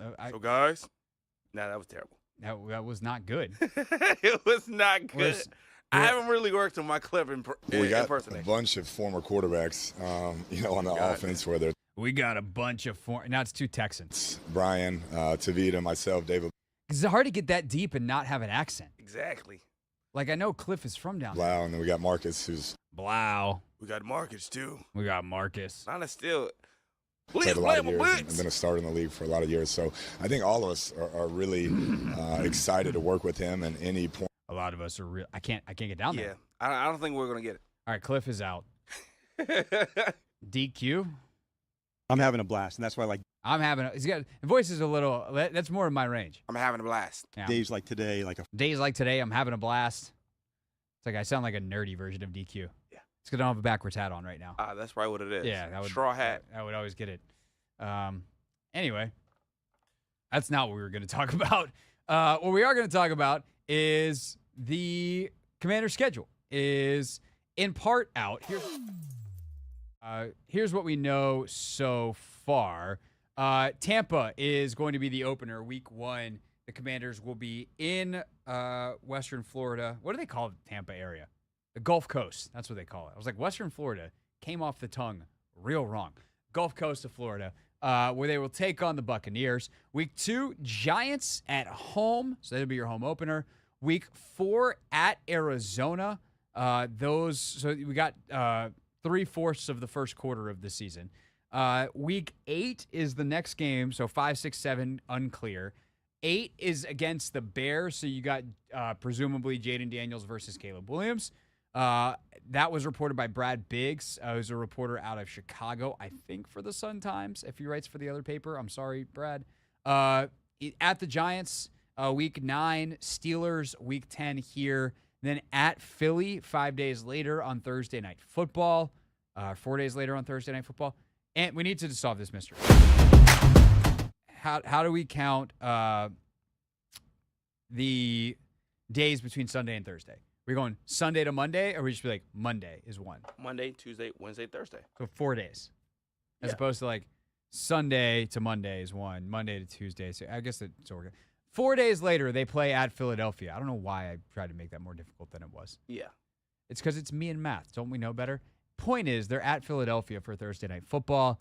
And then Atlanta and Dallas round out the season, week 17 and 18. So those are the games that we know so far. Trying to, let's see if there's been any other leaks so far. I don't think so.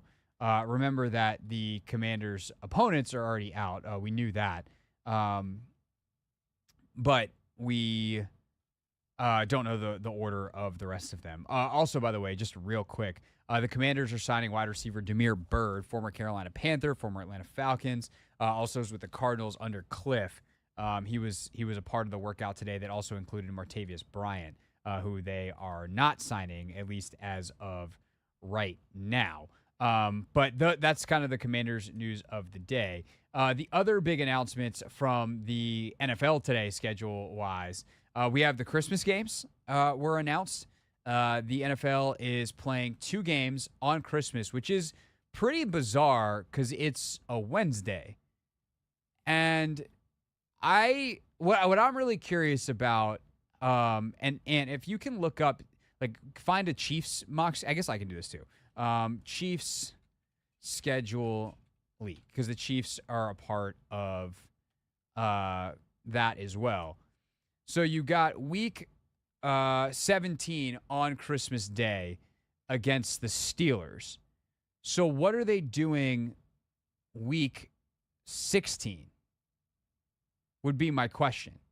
Are they playing on the previous Thursday? Are they playing on Saturday? Are they playing... do they have like week 16 is too late for a bye? Like I'm very curious to see what they do, because how the heck, like, you're not, I don't think they're allowed to go Sunday, Wednesday. Like, I think the league made that a rule. So I guess that means the Chiefs will play on a Saturday and then a Wednesday and then be off for 10 days before a potentially meaningful week 18 game against a division opponent. Okay, so right now, The Week 16 game hasn't been leaked yet. as of late morning, maybe it's wrong. I What- don't know. This guy, sports anchor in Kansas City for Fox, Says he has Week 16 Texans at Chiefs Saturday, and then they'll play Wednesday at the Steelers. Well, there you go. So I guess whatever I'm looking at needs to update. Come on, arrowheadpride.com.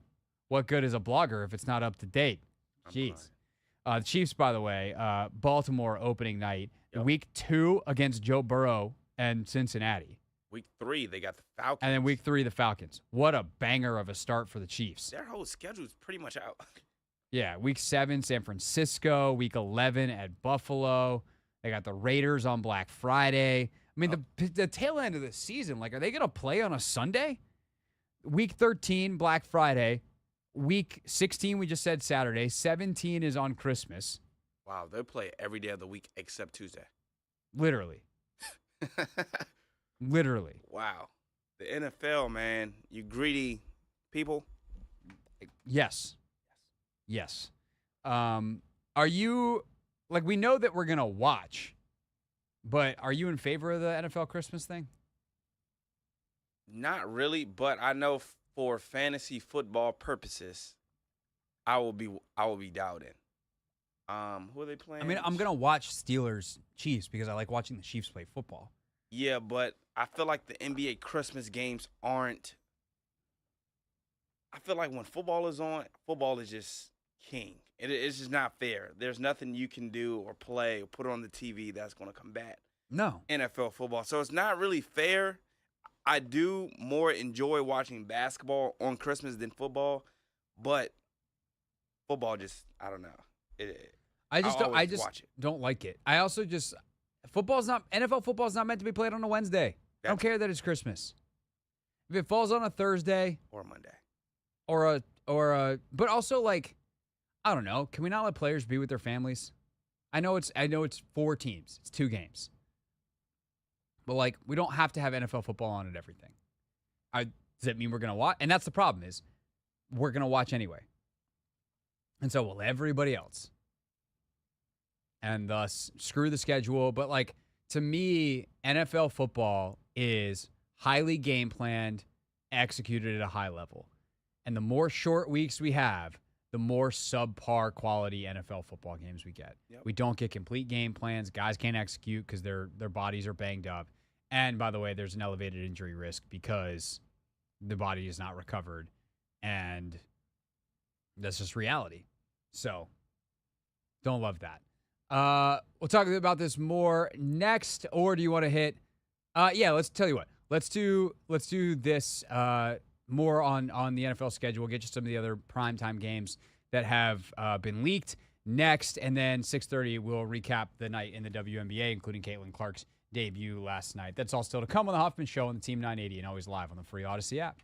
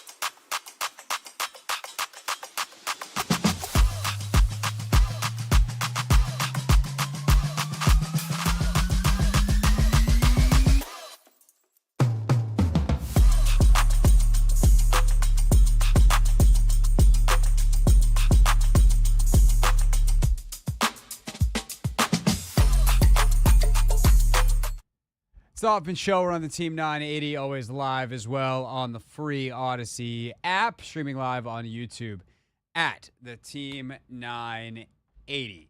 Again, tonight we're live and local as the NFL schedule gets released. 8 p.m. is when the full one drops. Our coverage continues at 7 with Denton Day and Linnell Willingham. Anthony, the NFL obviously is got the full schedule coming out at 8, but there is a ton that we have already learned from around the league. And I think there's some really interesting matchups, or like notable matchups. So I thought we could use this time to catch everybody up. And I thought that we could do it to a soundtrack. Are you talking about What? the NFL Network soundtrack? I don't know if it's the NFL Network soundtrack. Oh. It's the football music that we use all the time. It's just very exciting to get to use it in the middle of May, you know? Let's get it. You want to not creepily growl into the microphone before I hit the button? All right, I got you. Let's get it, Craig. And go. I said and go. There we go. Computer had to think about it. I think the computer was a little disturbed by your intensity. Oh, my bad. Yeah, that was on you. Week 1. Here's what we got so far. We know the Commanders will be in Tampa from Kevin Sheehan. Week 1, though, September 5th, opening night, Chiefs and Ravens starts with a bang. There's part of me that does wish, Anthony, that this was later in the season. Like, let these teams work some things out, get some, get their footing underneath them as opposed to starting with a bang. Because everyone likes to kind of do the referendum game after every single week of the season. And I don't know that comparing these two teams in week 1 means a whole lot come December, January. But I get it from you're not going to get a bigger marquee. You're not going to get two bigger superstars than Lamar and Pat. So Yeah. I get it. It's just the excitement also. And then also you got a repeat. So I think they're just trying to do that. Yeah, I mean, the champ always is going to open. So, of course it was going to be the Chiefs, but I don't know. I wish that it was give me Chiefs-Falcons or something like that, you know? Give me, a really good game that I'm not necessarily going to want when two teams are peaking later in the or that's not as juicy as when two teams are peaking later in the season. But I think it's interesting, though, because getting this matchup early, those two teams at the beginning of the season going to be far different later on in the season. So maybe That's they're true. just setting up a preview of, another AFC showdown. That's true. That's certainly what they're hoping for. Yeah. The next night, Friday, in Brazil, Packers-Eagles. That's cool. Yeah. I definitely don't know how, there's part of me that has always kind of been look, for as much as I want to, for as much as I understand the desire to grow the game, with such a small schedule of home games, I kind of hate taking away home games from season ticket holders especially, but that ship is long sailed. This is a good game. Cowboys and Browns, the reason that's significant on Sunday, week 1, is that is going to be Tom Brady's first game in the broadcast booth. So Burkhardt and Brady, the new one team for Fox, it was reported today that Greg Olson is going to move down and work with Joe Davis and the number 2 team. So Fox reconfiguring everything. But you got Cowboys and Browns.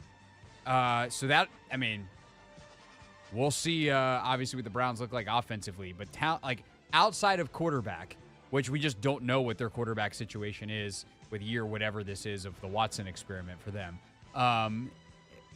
They are as talented of a roster as anybody else in the league. And then we'll obviously see what the Cowboys do. Remember last year, week 1, didn't the Cowboys beat the Giants 7 billion to 4? Yeah, it got real ugly real fast. So we know they're capable of starting fast. That'll be fun. And then the Jets, because the league can't help themselves, the Jets and 49ers. The fact that they put Rodgers and the Jets back on Monday Night Football after last year just feels wrong, man. Is it home?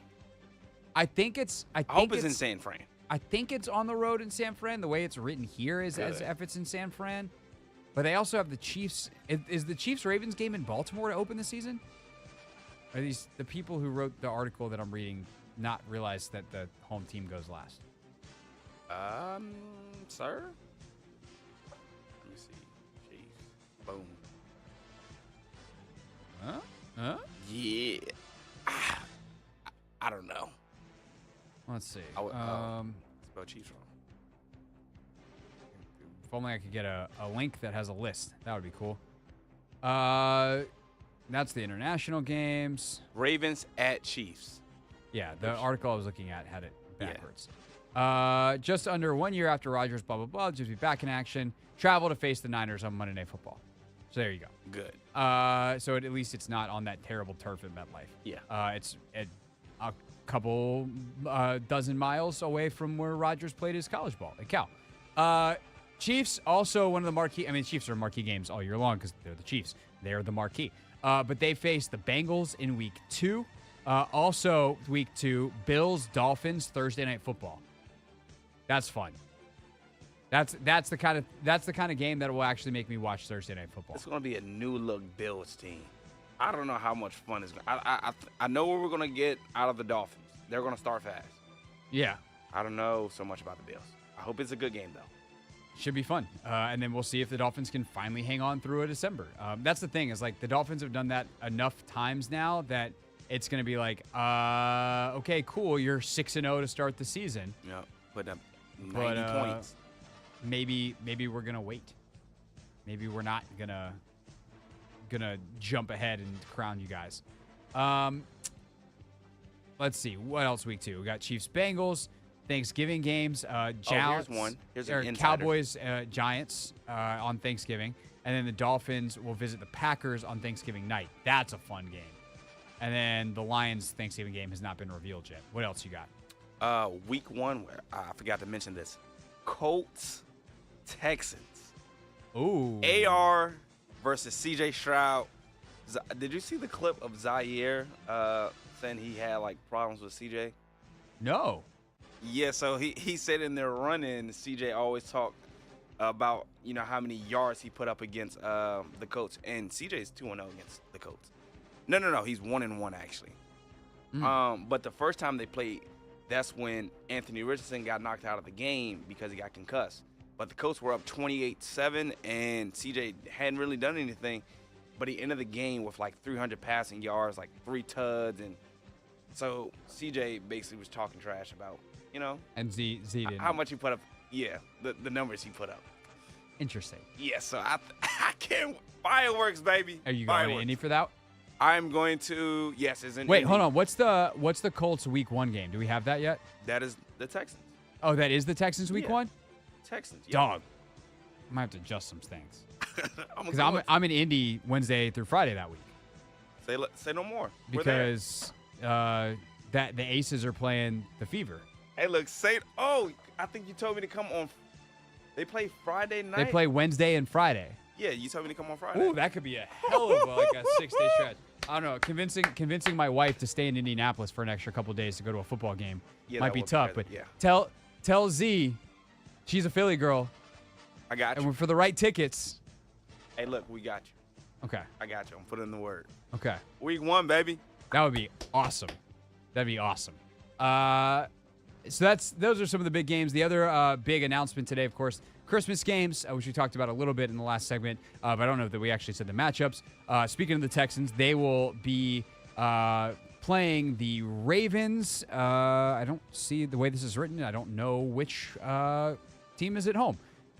Baltimore Ravens will play the Houston Texans. Oh, there we go. In Houston at 4:30. So that's a home game for the Texans. And then the Chiefs will face the Steelers in Pittsburgh at 1 that day. So those are Wednesday games there. That is what's trending, or that is the big story of the day. Of course, much more on it as we go. Big story yesterday, WNBA debut for Caitlin Clark. How did she do? And what does it mean for her moving forward? Plus, Mystics damn near got it done. What does that tell us about their season ahead? Little hoops talk next as we wrap up the final half hour of the Hoffman Show here on the Team 980.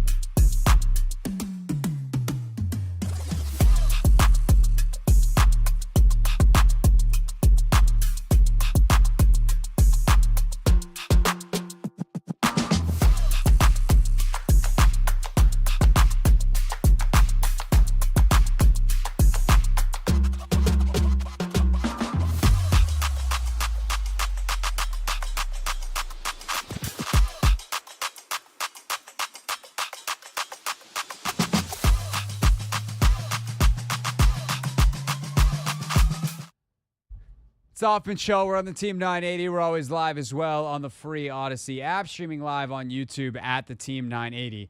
And you know that today is NFL social media Christmas, right?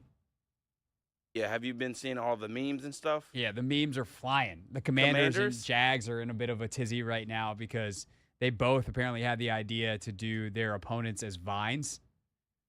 Oh, wow. So you said the Jags and the Commanders? Yeah, they're going back and forth. There's a lot of memes going. Everyone's just waiting to release their video at 8 o'clock. The Chargers, as a reminder, are the kings and queens of this. Yeah. Undisputed GOAT of schedule release videos. So excited to watch all of those over the next 24 hours and change. Coming up at 7 o'clock, Linnell Willingham, Denton Day, have your coverage of the schedule release. A bunch of preview and kind of reminders of where we stand, all leading up to 8 o'clock when the full schedule drops.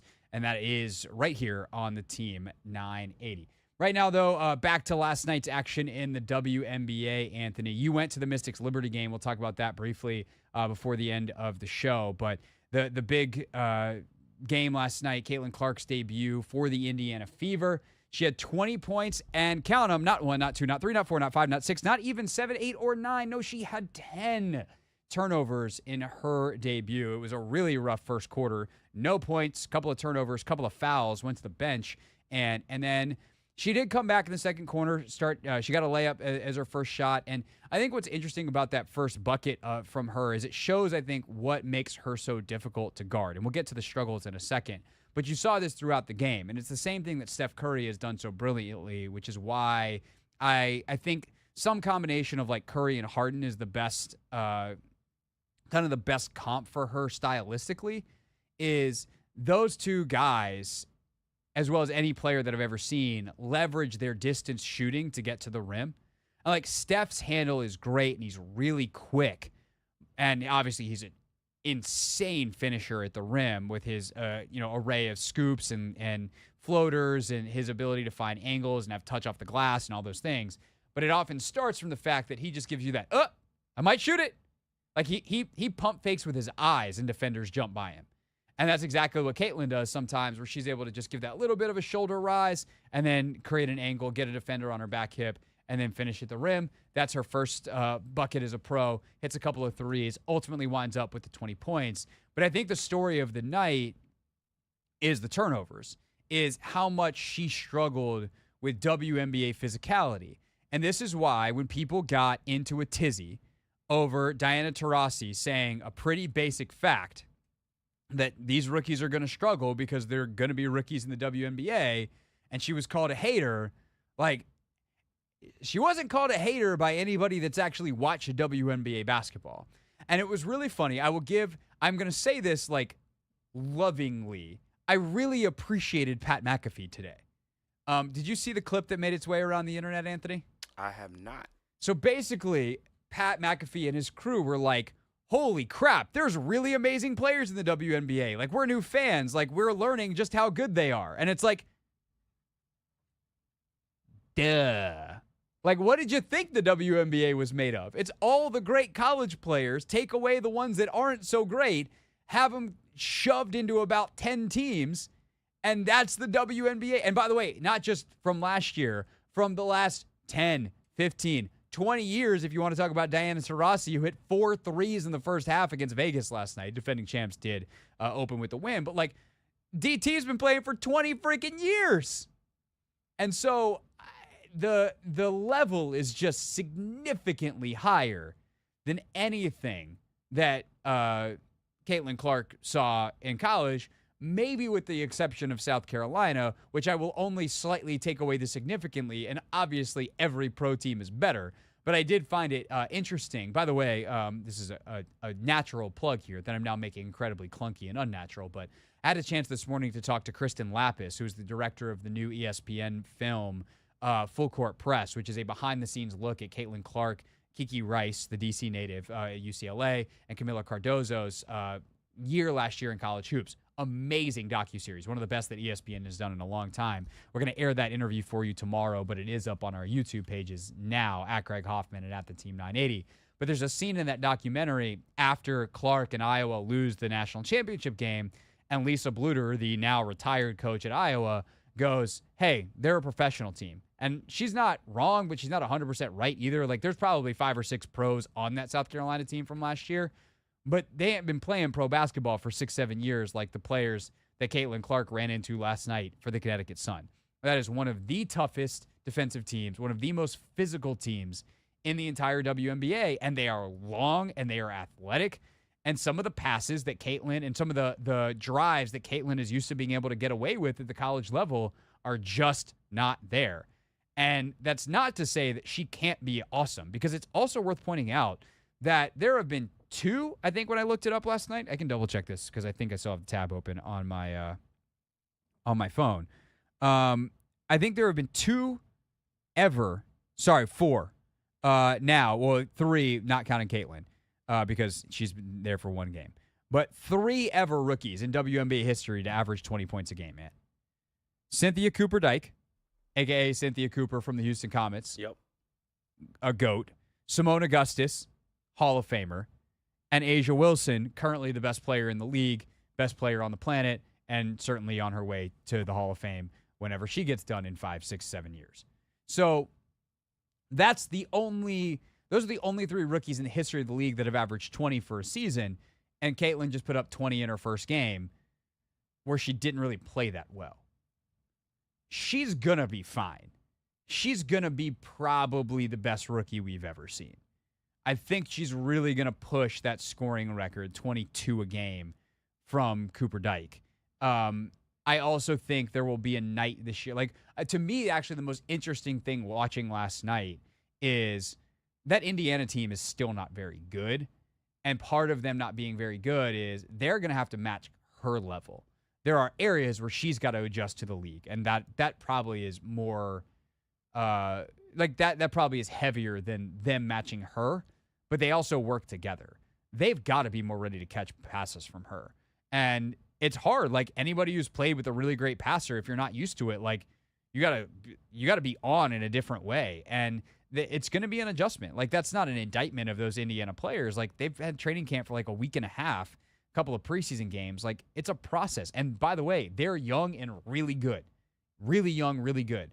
But they're gonna need players to step up and make her right more often, because she's going to create opportunities if they can just read the game at her speed. But she's also got to learn, like, what windows that she got away with in the Big Ten and in the NCAA, that because the athletes are taller, longer, faster, quicker, and jump higher, maybe I can't loft that pass over the way that I'm used to.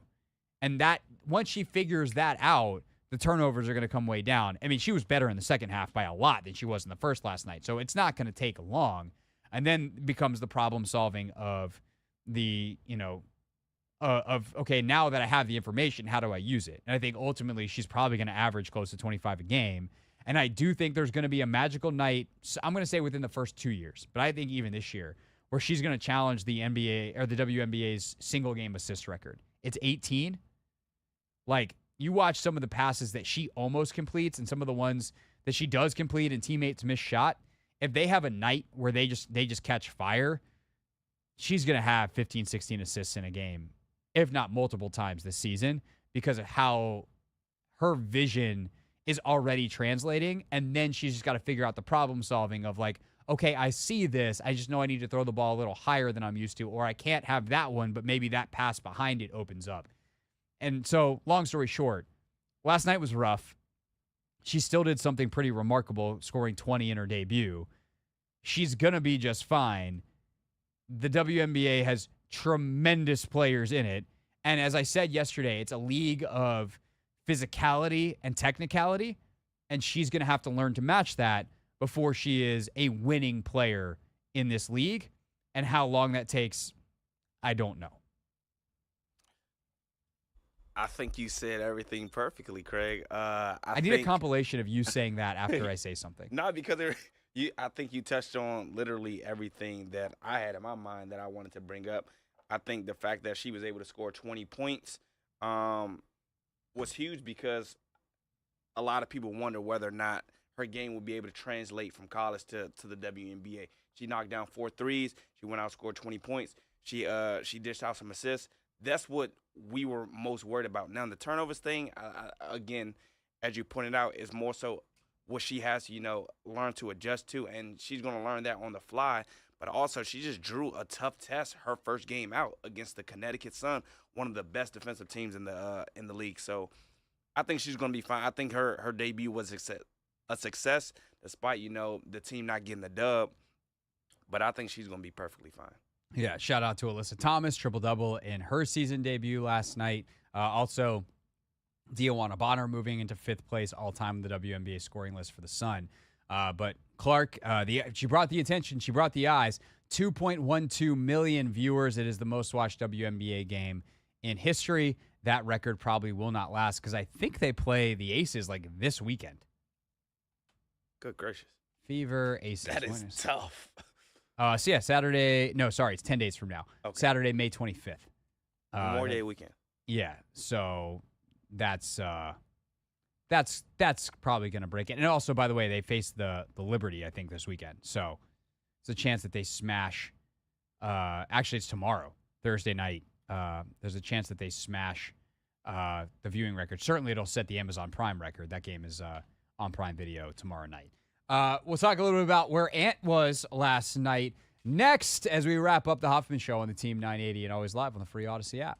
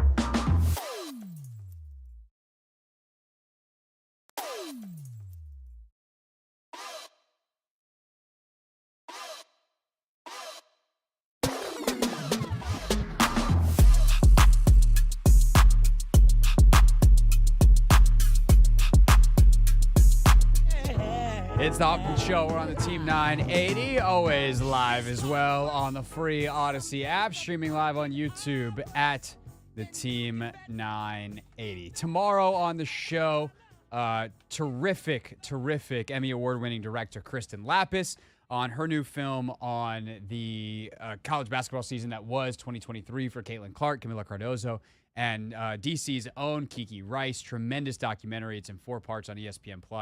If you just can't wait for tomorrow, you can check that out on our YouTube page now.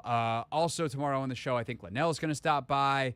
I think there's a chance DA's on the show tomorrow, as in Damon Mendelara, not Aldridge, although who knows. We're also going to start getting heavier into the NBA draft, obviously, over the next month and change until the Wizards pick at second. Because, Anthony, it might take that long for us to get a feel for who they could take at number 2, because I think there's 72 guys that they're choosing from. Oh, that's it? Yeah. Okay. Seems to be a lot. Seems to be a lot. So we'll talk more about the NBA draft, obviously, as things continue. Last night, though, Mystics, Liberty. Ant, you were there. What was the atmosphere like? Seemed like a good time. Ted Lasso, Jason Sudeikis in the house. What's up?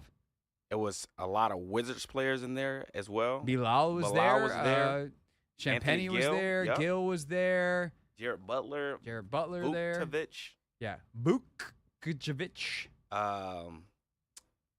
Couple other G League guys. Yeah. Any other celebs in the house? They put somebody on a jumbotron, but I had ended up going to the bathroom, so I didn't really see who it was. I wonder if that was Sudeikis. It might have been. It might have been. He's like a Liberty super fan. Oh wow. Yeah. Pretty cool. But no, it was standing room only in there. It was packed. It took me about 40 minutes to actually leave the parking garage. But that's neither here nor there. Yeah, that can get a little rough. The game itself was lit. It was lit. Yeah. I was very upset to see us crumble down the stretch, but I do blame the refs. Any true fan. Blame the refs. I don't know what was going on. They kept calling charges on us in the fourth quarter. We just didn't get the same calls on the other end, and I thought we should have. Over the back on Jonquel Jones, we didn't get that call. Just couldn't believe it. Yeah, there was definitely a couple of questionable calls down the stretch. Obviously, you also have, on the execution side of things, a pretty rough final play that was when you're trying to get a shot off. And then, I don't need to beat up on Shakira. Shakira Austin looked fantastic from like a health standpoint, looked explosive. Like some of the blocks on Stewie, you're like, oh, damn. But had the offensive rebound, missed bunny layup putback. That one hurt. Would have given the Mystics the lead with about 17 seconds to go and a defensive possession to seal the game. So that hurts. But ultimately, you go toe-to-toe with one of the best teams in the league. And I do think that it's significant because, we played our interview with Shakira from Media Day yesterday, and Kira talked about how, she hopes people underestimate them. They're not expected to be very good. And truth be told, they might not be very good. This might be the story of their season. Close, but no cigar. We'll see. But I think last night's a reminder that, they might also not be terrible. They might be a pain. At the very least, they're going to be a pain in the butt to play for 40 nights this year. Because Ariel Atkins is an A-level defender. And they need a little bit more from her offensively, and that's going to take a little bit of time for her to, really understand what it takes to be a number one playmaker, scorer, etc. And for Eric Thibault to figure out the right recipe of players around her to get the scoring where they want. I mean, they scored 80 last night. It's not a bad offensive night, but defensively, Ariel Atkins is very, very good. Brittany Sykes is insane. Man. Slim is one of the best defenders in basketball. She's just, and it's not just will make your life difficult as an offensive player. She's a threat to steal the ball from you or pick off a pass or jump a passing lane or get a deflection every single trip. She's got great 10-player understanding of the court at all times. And then Shakira Austin is an unbelievable defender as well. So you've got an A defender in Atkins, an A-plus defender in Sykes, and an A-plus defender in Austin. And if that's 3 of your 5 starters, you're in pretty good shape to have yourself be competitive night in and night out. So it's going to come down to does Carly Samuelson and Stephanie Dolson and some of these other players hit shots?